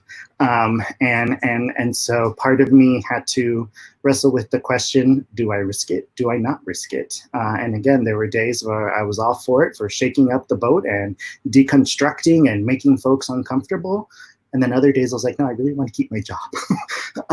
And that's very real. And I think we just need to really affirm context, recognizing that there are no right or wrong answers, but whatever makes the most sense to us in that moment. With one thing I wanted to say quickly before we move on to the next question, how you're saying, I feel like just because people also, I want people to understand, just because you feel like, say, you have to conform temporarily to gender norms, don't think that that takes away from your gender non-binary, you being yourself. I feel like that to me took a while to realize, you know what I'm saying? Just because I have to think about, like you were saying, sometimes I want to be here and live, you know, and I don't want to be attacked. So sometimes I have to put my, I don't want to say put my gender non-binary aside because it's still there, but I outwardly have to make people think that it's not there. And that's okay because, you know, like I said, I want to be safe, and that doesn't take away from the experience. Yeah, we know who we are, we embrace who we are. Doesn't necessarily mean we always have to show off who we are. And that doesn't make us any less non-binary, less queer, less trans, less anything. Definitely. But this question I love also that popped up. So when y'all came to terms with being non-binary, did y'all seek out fellow non-binary or support groups? I find it, I was thinking about this, it's weird because it's like a yes and no question.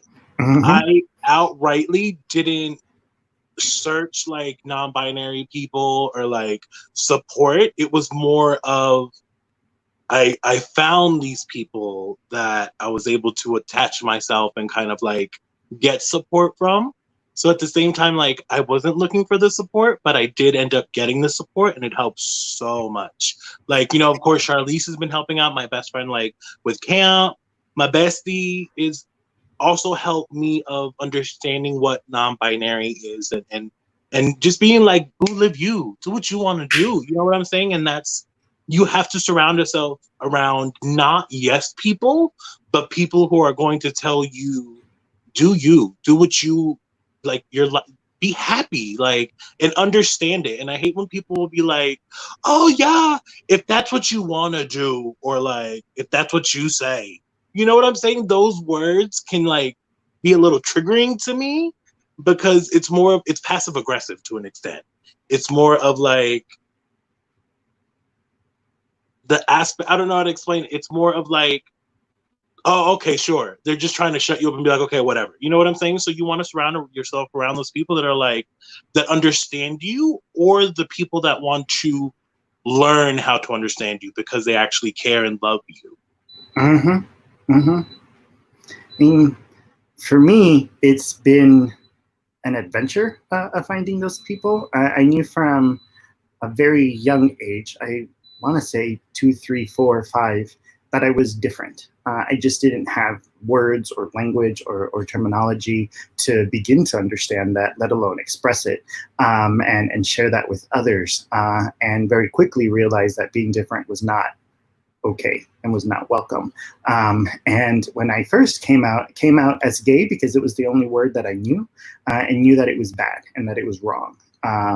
And even then, the word didn't quite fit, but it's all I knew, and so that's what I shared with others. And it wasn't until I lived on a bus for 2 months in 2007 during the Equality Ride, which was a 2-month bus ride where we visited different colleges and universities, specifically Christian colleges and universities that have anti-LGBT policies. And on my bus, there were a few out trans folk, and being able to sit with them and listen to their stories. My story and my life started to click and make sense. And that little kid who would dress up in their mom and sister's clothing behind everyone's back. One time I was caught and I was able to convince my mother that I was playing wizards, and wizards have robes. And so her dress was like a robe on me. She believed it, whether she was in denial, whether she believed, I don't know, but she was like, oh, okay, see mijo, okay, you go play wizards. it all started to click and make sense. And then as I started to do my own research and my own sort of education on gender, coming to terms and being able to embrace myself as a two-spirit person and as a non-binary person. And a lot of that work, I didn't really seek out groups or anything. The universe has a quirky way of taking care of us, and people just sort of came into my life that helped me understand different things. And a lot of that understanding actually came from three of the previous panelists. Stefan, Olivia, and Solar were my staff when I worked at Ohio University, and just interacting with them, interacting with my other staff, interacting with students on a day-to-day basis who would come in and say 10 different words that they had to describe themselves would challenge and invite me to think like, I need to process that. And they would keep me on my toes as much as I would keep them on their toes. And so I'm very grateful for the folks who just became part of the adventure without having to look for them. Since then, since leaving the university, I have tried to look on Facebook, I've on social media for those spaces where I can ask questions and where others can ask questions, and where no one, like you said, no one's telling me what to do, but through their questions, challenging me to think about and imagine and dream of different possibilities and things that resonate with me. And so I'm grateful for just the randomness of the journey, and how just different folks through camp, through the different speakers, through people like you and Robin and Jay and I know he's not with us this camp, but John Paul and Asher and others, Robin and Shane and Lisa and Katie and everyone, just creating a space where there's no expectation on us. Just you do you and you be you, whatever that means today, knowing that it may be a little bit different tomorrow. And that's okay. How you were saying, like with camp, for me, it was the first time, like I've always had understanding, like being non-binary and finding myself. Like before coming to camp, I just thought I was society standards. I was an effeminate queen gay. Like I thought that's all that I was. You know what I'm saying? Like that's it, and that's how society perceives it. But going to camp and working with you and working with Jay and how you're saying, like, first of all, y'all are amazing. You know, like y'all have such a big place in my heart. But it wasn't until I went to camp that I was able to be like, oh, okay, I can, this is okay. Like, this is me. Like, you know what I'm saying? It's like, ooh, there's a fly. Sorry. I had the window open. What's it called? So it's just like how you were saying, the universe does work in funny ways. Sometimes you don't realize how when you need it most, these people are going to come into your life and help you out. Or even if it's not people, it's just like the right information will find you to make sure that you are okay and you are you. We in 2020 now, it's to the point, like, yes, we can be by ourselves and alone, but you pick up your phone, you can find so many other queer affirming people safely. Please, I'm going to say please be safe, because the internet is a crazy place. But you can find so many different communities, and sometimes, like, I've talked to people out in countries like Dubai that it's very not okay to be queer at all. You know what I'm saying? And they're kind of living a secret life. So it's like you kind of learn different aspects from different people. So it's that's just like what I'm trying to say is you find the connection you need, and sometimes it may not be that physical connection. Right. Going on to Charlize's question about being Latinx and familia, I think part of it is, as folks shared yesterday, as queer folk and as minoritized folk, we have the opportunity to redefine who familia is. And Eddie's my family. Are we biologically related? Maybe we have a distant ancestor. I mean, we can get into the ancestry.com stuff and the 23andMe, but we're family. And so it is creating a space where family isn't defined by blood. And family is people who celebrate and affirm you, but also put you to task and keep you on your toes. Do you think the other piece when it comes to my family, and as both of us have shared, Latin culture, and I'm very mindful that there are many Latin cultures, and we are a very diverse community. Within my Cuban family, there are very structured male and female roles, and expectations, and what the expectations that I had were not the same expectations that my sisters had. I wasn't allowed to play the piano because that is for girls. I had to take 8 years of Taekwondo. My dearly beloved is waiting for me to have like a break, and that I'm gonna like bring out all of these moves and like kill people. My sisters got to play piano. I had to play sports. Secretly, my sisters would play sports and I would play with their dolls. But there were very rigid understanding of gender. And so with my family, I haven't really told them that I identify somewhere on the trans spectrum. They just see me as gay. And for right now, I'm okay with that. They've come a long way with accepting the gay. When I first came out to my mother, she sent me to a therapist to be cured. 20 years later, she's going to pride parades and is actively involved in PFLAG. And when she goes to a pride parade, she's a one-woman float. She walks with her, I love my gay son. And she said it hit her when grown men in their 50s and 60s came up to her saying, oh, we wish our moms were like you. Can you talk to them right now? And would give her their cell phones. My mom's like, we're in the middle of a parade. And so they've come a long way with gay. And for right now, that's where they are on their coming out journey of being my family. As I learn to affirm myself and live into my transition and journey of affirmation, they're not quite at that point. Every so often, I'll get a question like, you posted this image of yourself on Facebook and you're wearing a dress. Can we talk about that later? Later, 15 years later, hasn't happened yet. But it's sort of where we are as a family. As I shared, the smallest unit of self for many of us who are Latinx is the family. And we have to find ways to not rock the family too much. But at the same time, when we do rock the family, we know that they have our backs. And so I'm okay with them just seeing me as a gay person. Hopefully one day we can have the gender conversation when I'm ready to have that conversation. May not necessarily coincide when they're ready to have that conversation, but that's okay. Yeah, I'll leave it at that. I'm starting to ramble. No, I understand you completely because I feel like we have a lot of the same experiences. You know, growing up Latinx for me, it's like you were saying, of course, gender norms, but like being older and coming out as gay, you know what I'm saying? It was more of when I first came out, my family would be like, okay, we get it, you're gay, but you have to bring it up in every conversation. You know, to them just like understanding why I bring it up all the time. You know what I'm saying? Because it's more of, first of all, it was how many years like I couldn't say anything, you know? So I gotta let it out now.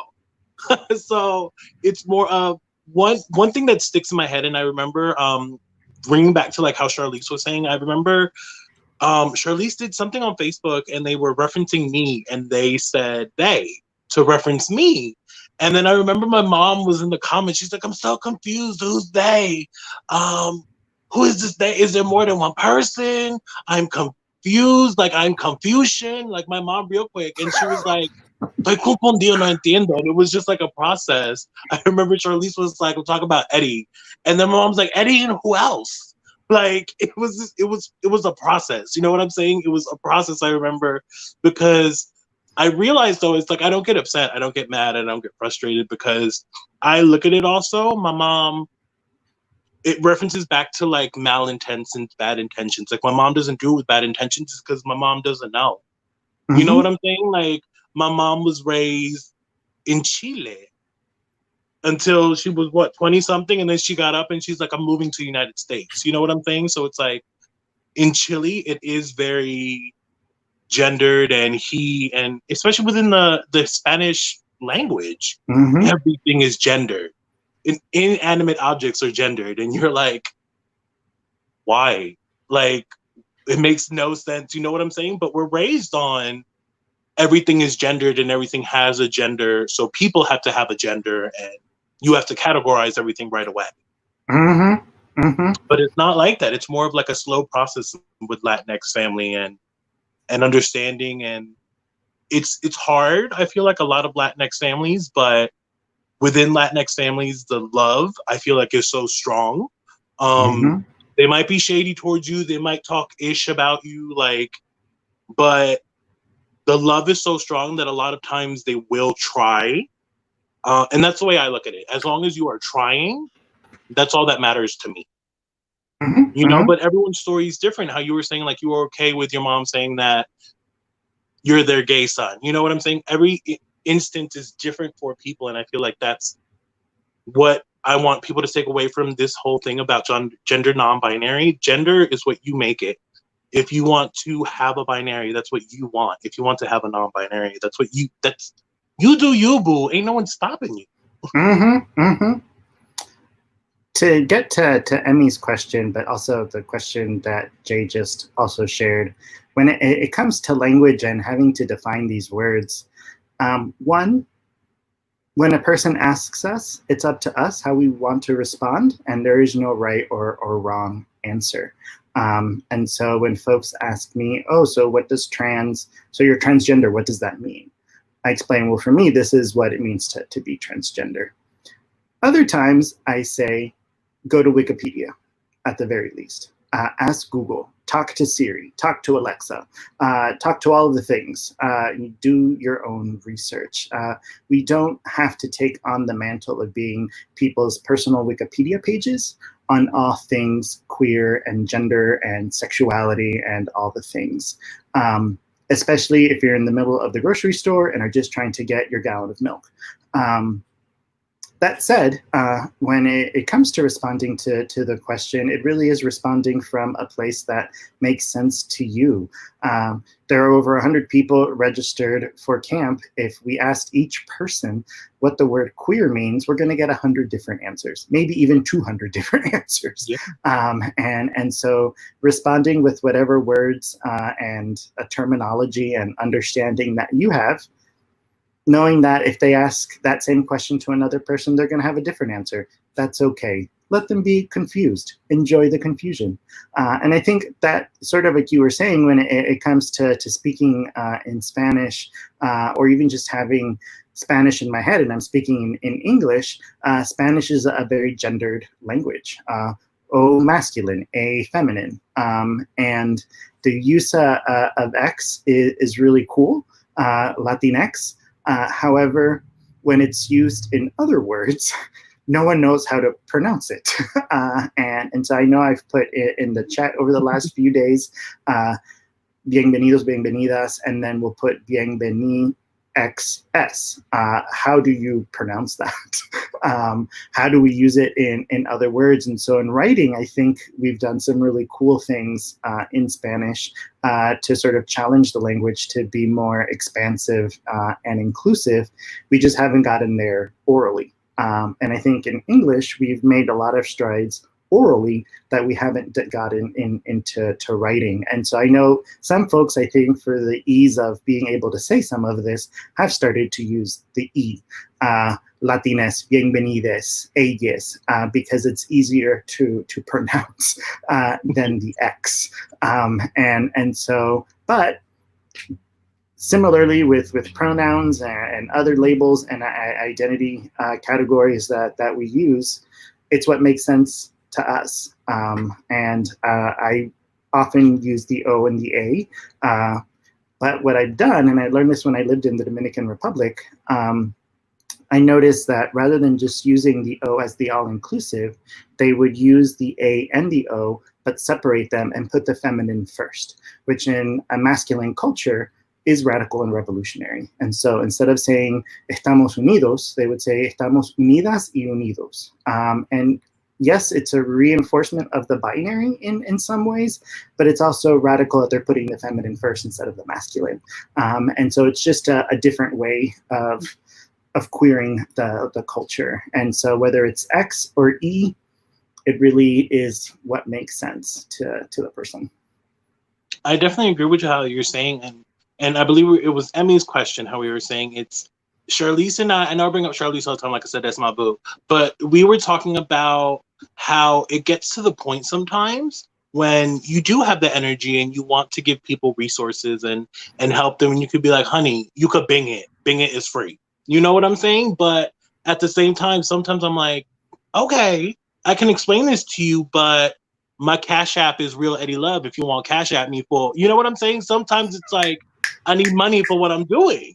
And it's more of, it's just your mindset. I feel like for me, especially, like, this is a whole nother topic, but my mental health, sometimes my mental health isn't in the right mindset to be like, oh, this is why you shouldn't do this, or this is why you should use they, them with me or other people. It's sometimes I'm just like, go away.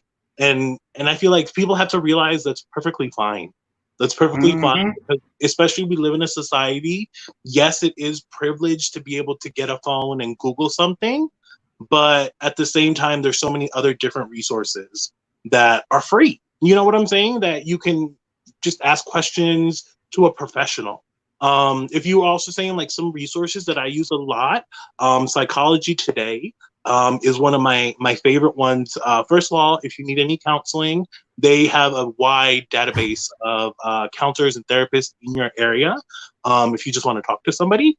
But at the same time, they kind of release a lot of articles from psychologists, counselors, people that are more educated on topics than just your normal everyday people. So that's why I kind of send people all the time. I'm like, listen, go to Psychology Today, or like you said, Google, Bing, Yahoo, Ask Jeeves, I could Reddit. I could go through the list of how people can do their own research. Or you could even be like, hey, I'm not in the mood mindset. I'll talk to you another day if that's what you want to do. I feel like people have to give people the okay to not be okay. You know what I'm saying? So if you come to me, Delphin, and you're like, Eddie, how do you do this? I'm gonna look at you, boo. I just got off work. I'm tired. I'll message you tomorrow. You know, and we've done stuff like that. And I feel like that's super important, especially with your gender inclusion and finding who you are. You know what I'm saying? Sometimes we got enough spoons to teach people. And it's true. Sometimes you gotta, no, we're not going to promote violence. Whacking people with spoons is not okay.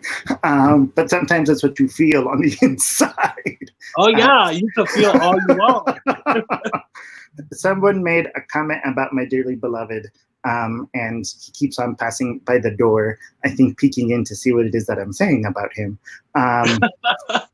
Jason has been my rock, and we often talk about coming out as an individual journey, and more we're looking at it as a communal journey, and the journey of understanding and living and expressing our gender in whatever ways that is authentic and whole to us, is also an individual and communal journey, and just seeing his own evolving understanding of gender and being supportive, but also being confused. And in public, folks will come to him to ask him questions about me, and seeing him navigate, or getting a text message, oh, someone just asked me, how do I respond? And just his own education that he has done through me and with me, but also on his own, reading, like you said, Psychology Today, doing his own Google searches and trying to find ways to be supportive of me as I'm trying to figure it out. And he knows that I'm trying to figure it out, and I might never figure it fully out, and that's okay. We're figuring out the confusion and bumbling together. And that's really important, I think, when it comes to all of this, is having those people, whether it is a beloved, a group of friends, whoever you define as family, whether they are right next to you or whether they're with you virtually. however you can find community to really honor that and appreciate that, because they can be our rocks when we need a rock, and we can be their rocks when they need a rock. It's sort of a mutual rocky thing. I don't know why I'm talking about rocks. Anyways, and so wanted to quickly transition. We've enjoyed this conversation. It wasn't necessarily what we planned, but we've appreciated all of the questions. A homework assignment, a moment of reflection for all of you. And I know that I have some former students who are participating, who are familiar with this project, is to really think about your own story around gender. We all have a coming out story, and coming out in whatever ways we come out and express ourselves. And to think about growing up, how were we gendered and how we have degendered ourselves or regendered ourselves. Initially, we were hoping to get some folks to share a little bit in the chat, but we are so mindful that we only have 5 minutes left. And so a homework assignment, a reflection, or folks want to quickly comment in the chat, is for folks just to share their own story of coming into their understanding of their gender, whatever that means. If you had siblings, were there different expectations placed on you? If you had cousins, if you had friends, experiences in school, as Eddie started us off on, recognizing that having short hair, having long hair, painting our nails, not painting our nails, whatever we understand as embracing and expressing our gender, to really reflect on that and recognize that, and that all stories are valid, and all stories have worth. And Eddie and I have shared little insights and tidbits from our experiences, but we also know that there's a lot of worth in your stories. And so if folks want to share their own coming out story around gender, sexuality, coming out in whatever ways you want to come out, please share it in the chat. And or if you have some final questions that you'd like Eddie and I to take on, please also share those. One thing I wanted to also touch on, how you said with your significant other, sometimes was it that they're trying to tell your story, you don't know your story, like, or where it's going, or like the outcome is going to be. That's something that resonates with me so much, because I feel like a lot of people within the gender non-binary or gender binary community sometimes think that there has to be a specific outcome, or there has to be a certain specific thing that they have to do for them to be able to be non-binary or binary from another gender.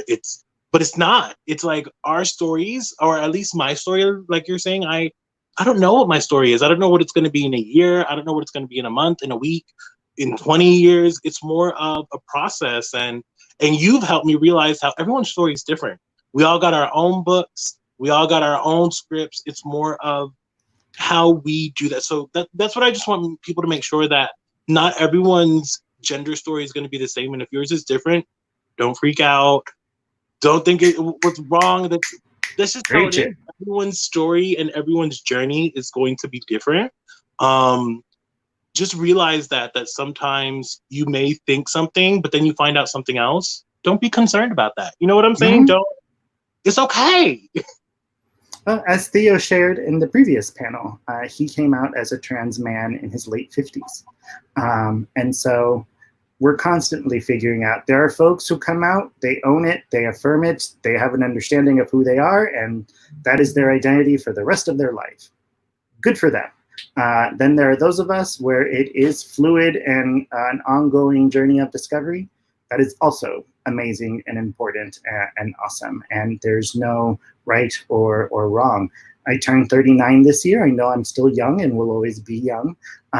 I'm still figuring it out. And folks come to me asking me to help them figure it out, and happy to be that resource. But I'm also figuring out. And I also mess up with pronouns, and I also mess up with labels. And so we're learning and growing. as we go and figuring it out, knowing that our understanding of who we are today may be different, may be expanded tomorrow or next week or 10 years from now. I think one of the beauties of working on a college campus and working specifically with students is to see that journey. Students who first day of freshman experience knew who they were and they were that identity the 4 or 5 years they were an undergrad. Other students who started freshman year with, using either he or she, and then their sophomore year using they, and then going back to he or she, and then saying all pronouns, or then no, I want to use Z, and just figuring it out for themselves and being able to witness and be part of that journey was both humbling, exciting, but also insightful, not only for them, but also for myself. One thing I wanted to touch, Emmy was saying how after they got more in touch with their masculine side, they were, it's right there. When I got more secure in my masculine side after coming out as trans, I felt more comfortable exploring my feminine side and bisexuality. And for me, that resonated a lot because I feel like maybe a few years ago, even a few months ago, I was overcompensating my feminine side so people wouldn't treat me masculine or male, if that makes sense. So I'm at the point now where it's more of like, I got a masculine side, I got a feminine side, I got an androgynous side. Like, that's what I know. I do what I want. That's what I keep saying, do what you want. Don't care. And the labels, I mean, I've often had students ask me, as well as faculty, staff, and folks who have come across my life, what label do I use? I was like, whatever label makes sense to you. And you may use this same label that I use, but your understanding and how you define it is different. And you don't have to rush to take on a label, which is why I would like the word queer. I know queer is not comfortable for everyone, but it's sort of all-encompassing and can mean many different things to many different people. But even, I'm trans. Well, what does that mean? Like you said, I can explain it, or I don't want to explain it right now. Follow me up, send me a Snapchat. We'll discuss it later. You better Snapchat. Any final thoughts, questions? Many thanks. I think Daniel shared a little bit about their story, as did Kat.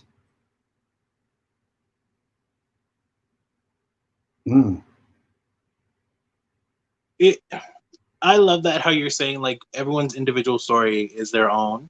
I also want to say you could still be, if you want to identify cisgendered and non-binary, you do you. Like, that's what I feel like a lot of people don't realize, that if you do you.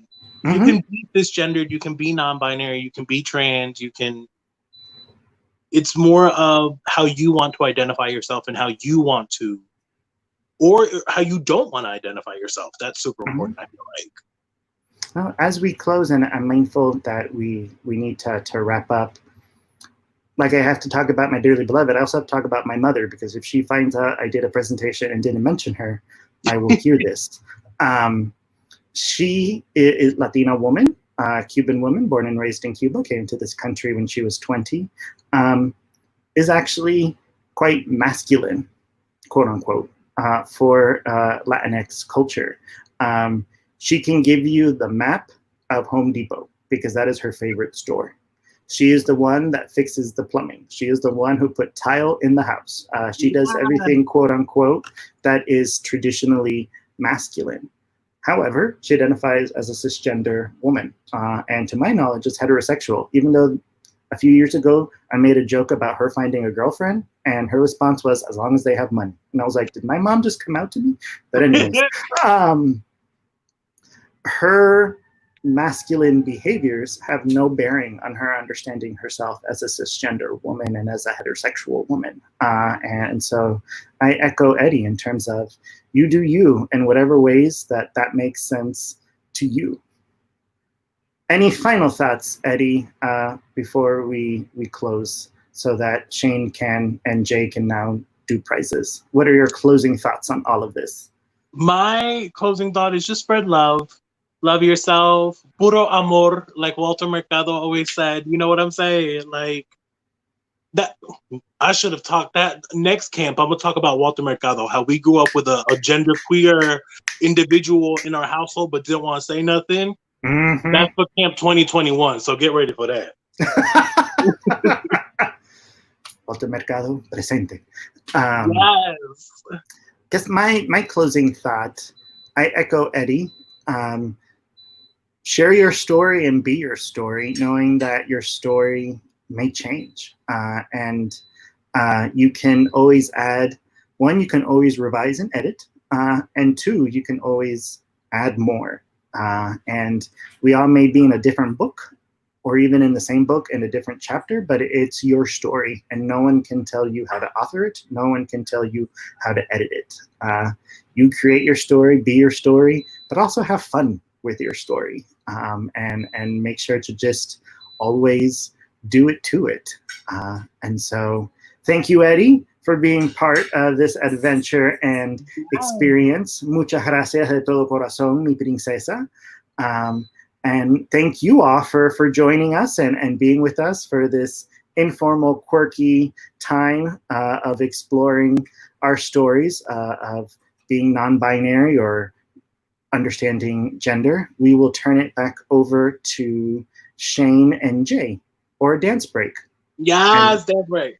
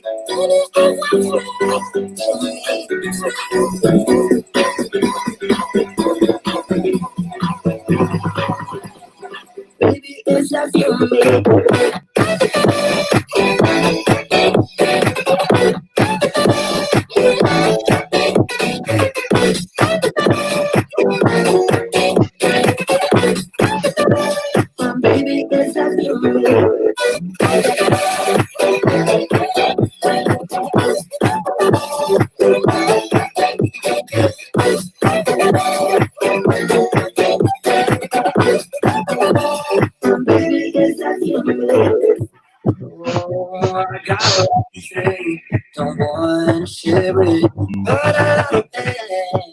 but I know I'm gonna let you go. I'm a decision you are yours. Right there, right there, just make it do. Right there, to the bedroom. Right there, just make it do.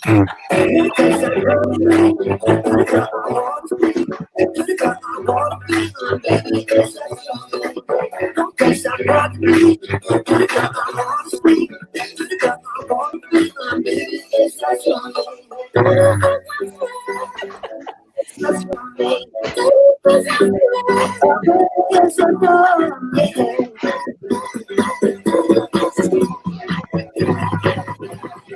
Baby, it's just you and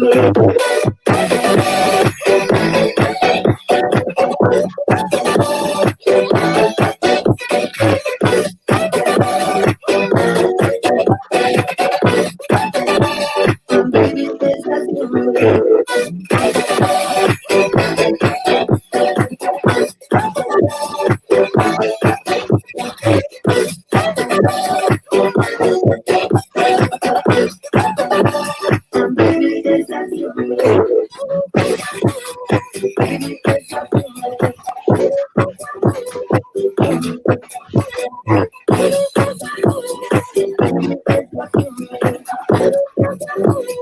Baby, it's just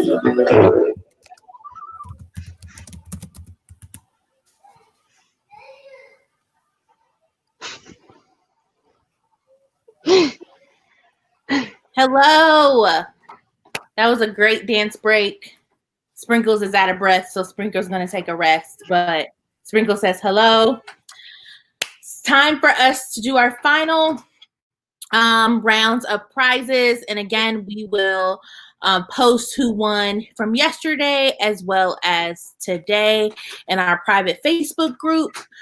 So make sure that you're engaging with us in the private Facebook group. There's also some information, a PDF of action planning that was dropped down by Delphine, as a resource for you to use as you're thinking about your campuses or your social location in terms of changes that need to be made on your campus or within your organizations to be more LGBT inclusive. I know that was really impactful for me when I went to the Advisor Academy, and it's going to be impactful in the work that I do on my campus currently. So we're going to get into some prizes.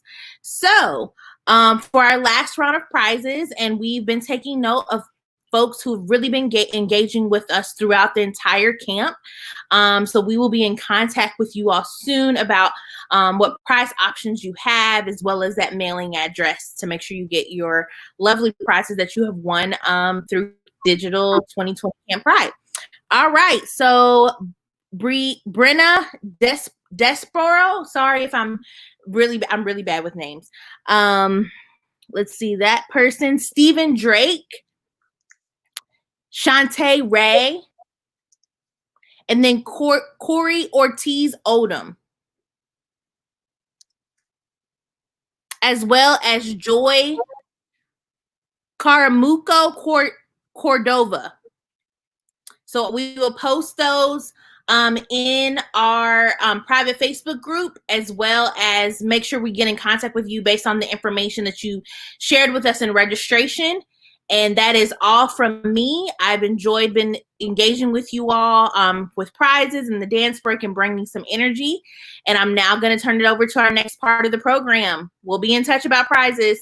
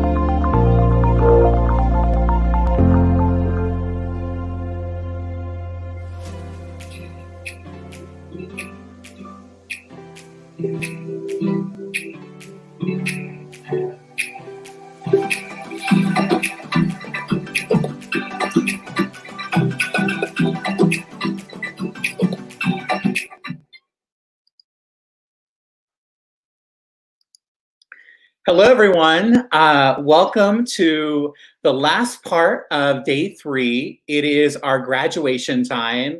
I want to thank each and every one of you for being here. I first have to say we talk about building future leaders here at Campus Pride, and there's not a doubt in my mind, based on your questions, your comments, all of you are leaders right now on your campuses, in your communities, and Campus Pride is just here to support you and to continue your journey with your leadership, with your social justice advocacy, and with understanding all of your intersections of identity and honoring all of those around you. So on behalf of Campus Pride, again, my name is Shane Winmeyer. I want you to know that Campus Pride is here for you and that you are Campus Pride. And with that, I want to bring back our interns. Hello, hello, hello. How are you all doing today? What'd you think? This is awesome. I really enjoyed all of today's programming. Yeah. What about you, Deja? Same. Retweet. I very much enjoyed today's programming. All 3 days, honestly, has been an amazing experience. I've said this like 1,000 times, but this is my very first Camp Pride. So like, I've just been super excited about everything that's happened. All the panels, all the amazing guests that we've had, the keynote, like everyone that came on was absolutely amazing. And just being able to soak in all of this lovely queer energy, if you're okay with that word, has been just very empowering. I love that. Definitely queer energy. What about you, Vati? Yes, definitely. I can definitely feel like the radiance of queer energy throughout like the 3 days. And it was just like, you know, when we first started the first day, I was like, oh my God, like, I'm like gonna be like really excited and everything. And it was like in the blink of an eye, everything, it's like, oh my God, like today it's the last day. It's just crazy. But yeah, definitely I learned a lot about queer activism, like learning a lot more about other people in the community, learning more about things such as raising awareness about Black Lives Matter, and also knowing more about the non-binary community too. And it was just like really meaningful to make connections with people all over the nation too. I love that. And you know, it's one of those things where having been to camp, well, this is our 14th year. So having been to in-person camp for 13 years, you know, nothing can take the place of being with each other. However, I have to say that the Digital Camp Pride has helped at least fill the void of engaging people to build relationships. And today is the beginning for many of you to know each other, to engage on social media, get to know, you know, your issues or your concerns, and just hopefully have support from Campus Pride and one another. So I hope it's filled that void. Before we move on to our big graduation ceremony, we have a wonderful video that Katie, one of our amazing members of the Camp Pride team, who I have to give a big shout out. Katie and the whole team has been amazing. Katie's put together this retrospective of the 14 years of Camp Pride. Each one of you are part of something special now. You're part of something special now. So are you all ready for this? Yes. Yes. Yes. Let's All do right, it. let's see if I can do this seamlessly. Here we go.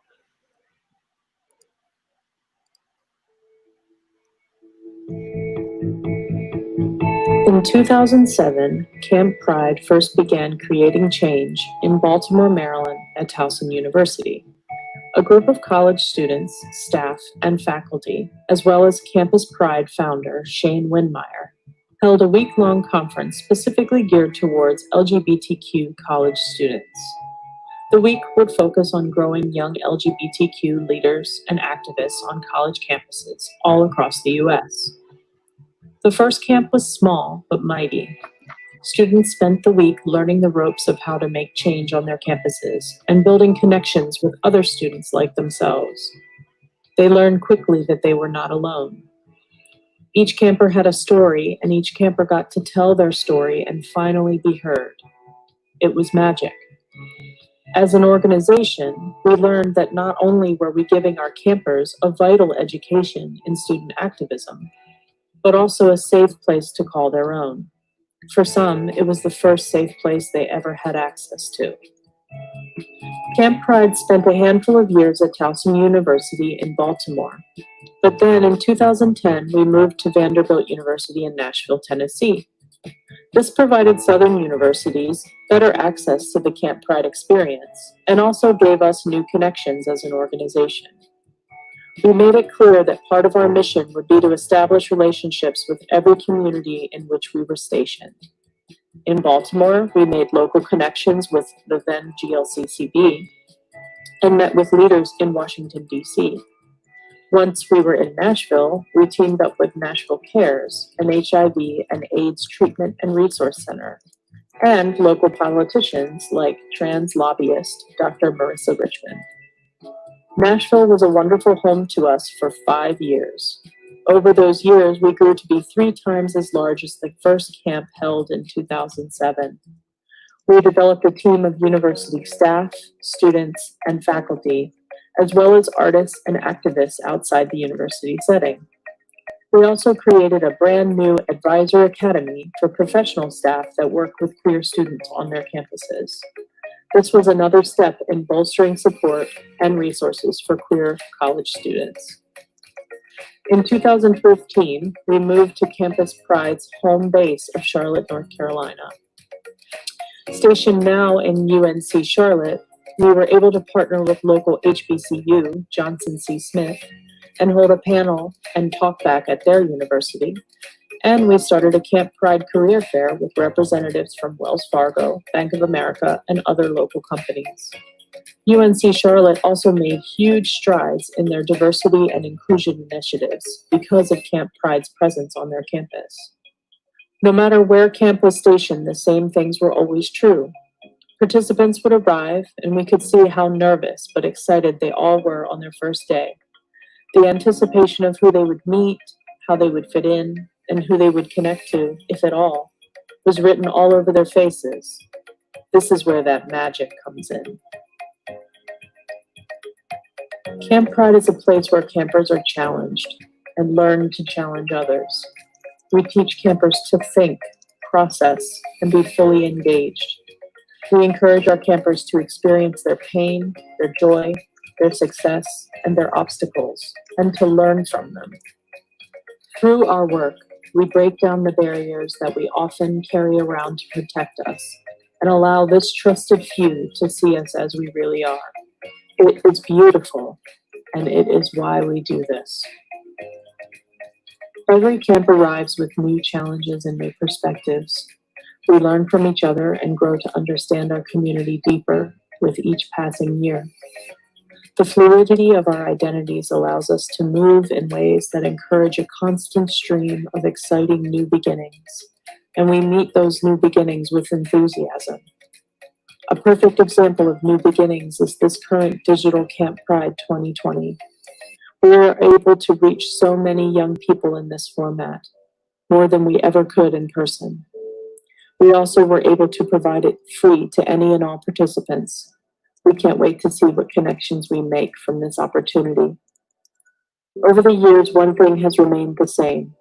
The participants are never the same person as the one who arrives here. They are forever changed at the end of this experience.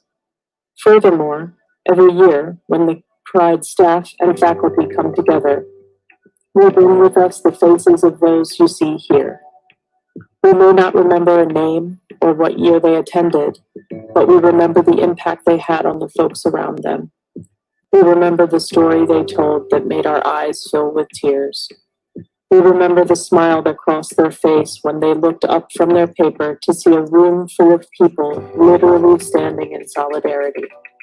We remember the connections they made and the joy they had when they realized that they were surrounded by unwavering acceptance and love.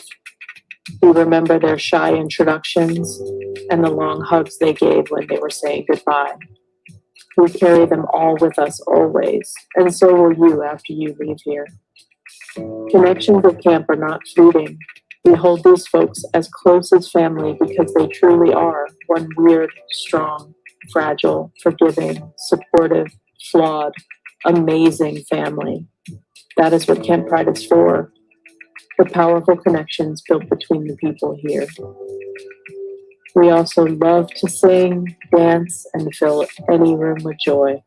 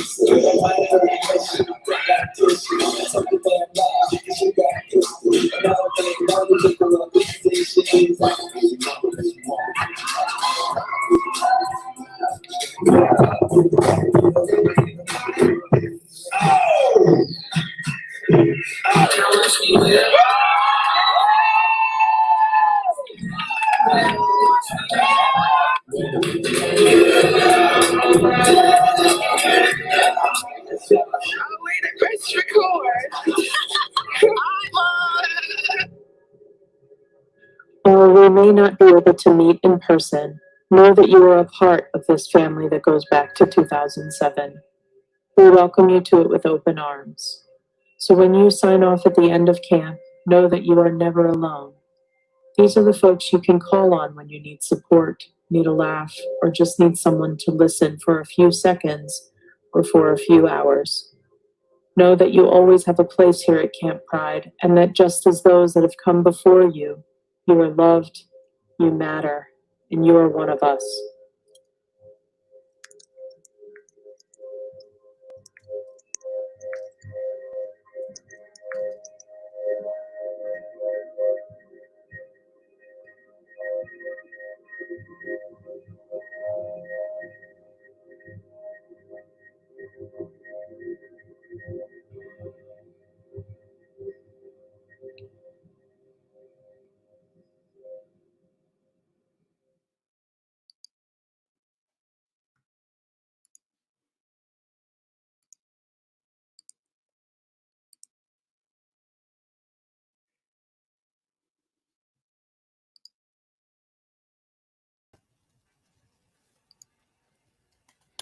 Yes, well, that was amazing.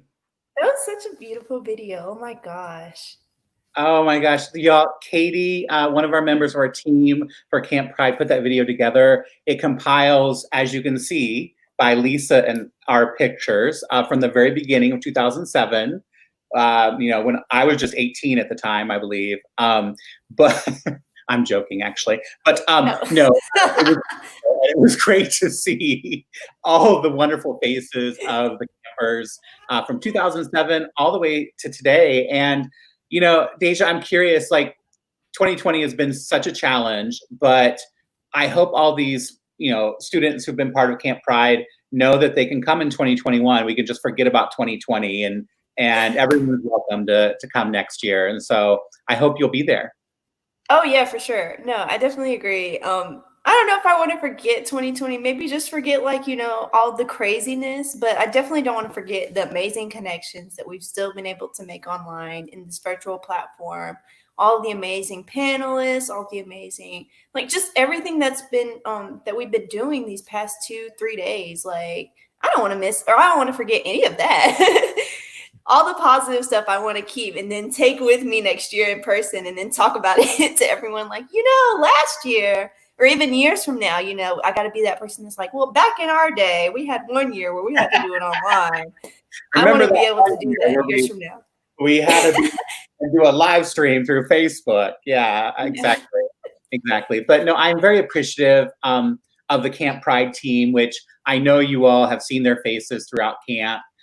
They have been working hard for, I think it's been at least 3 months now we've been putting this together. It seems, you know, an extra challenge of technology because none of us are tech gurus by any means. But these are all their faces, just in case you missed any of them. Many of them you saw, I believe all of them actually, at one point or another throughout camp. Right? You have to go the opposite. There they are. There we go. They are fabulous.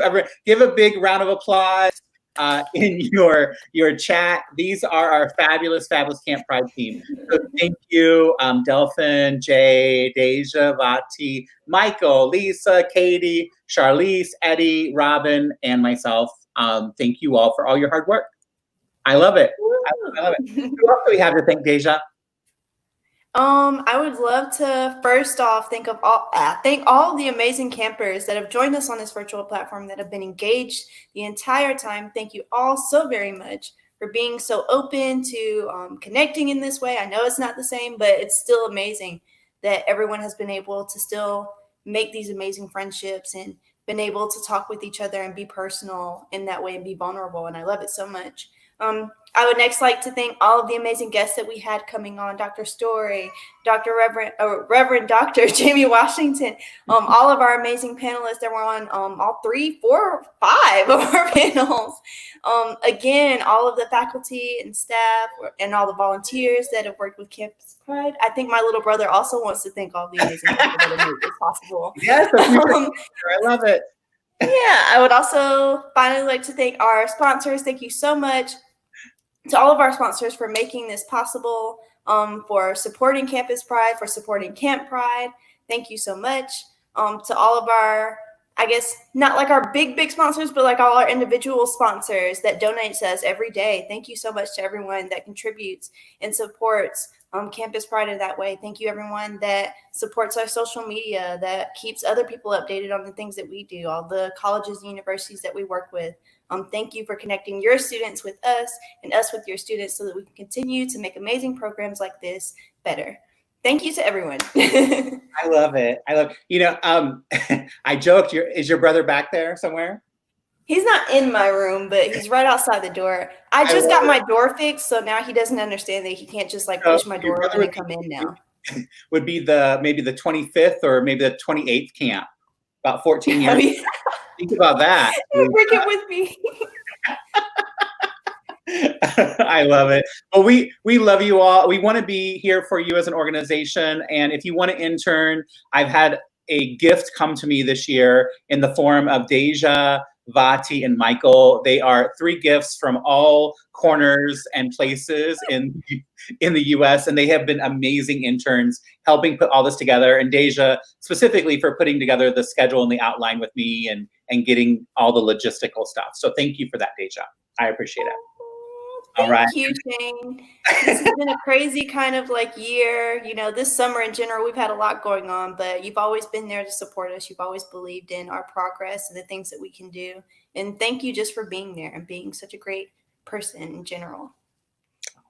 I love it. Well, so now is the time you all get to graduate. And while we can't call you all by name right now. What we're going to do is we're going to send you your very own Happy Camper certificate. It's our Digital Camp Pride 2020 certificate. So you'll be getting an email from either Michael or Vati or Deja with your certificate and hopefully ways that you can keep engaging with Campus Pride over the next year. And we just want you all to be safe, take care of yourself, and reach out to us, all right? But we put together a little small video recognizing all the colleges that sent students this year, keeping in mind that this year we're able to, offer for free this experience, this Digital Camp Pride experience over the last 3 days. So we love you all. Congratulations. Happy graduation.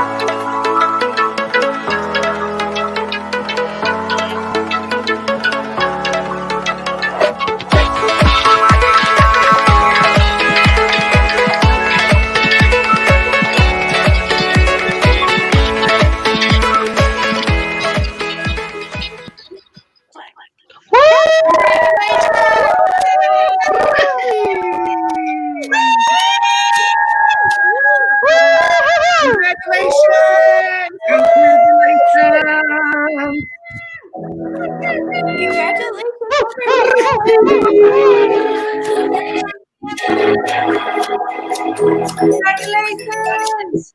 Congrats!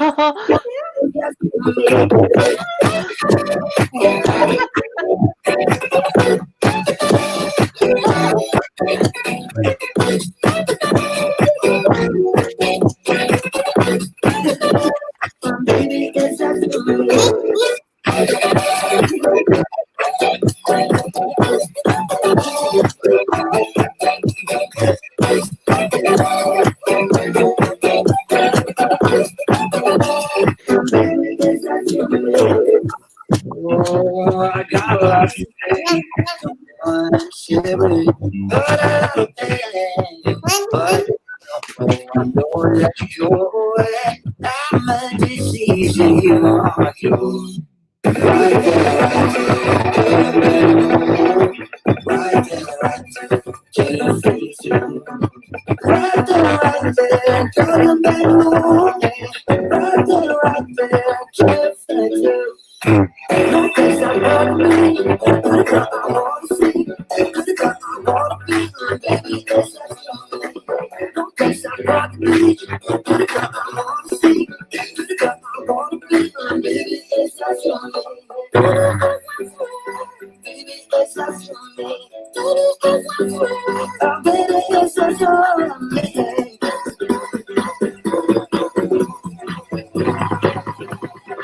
baby, it's just your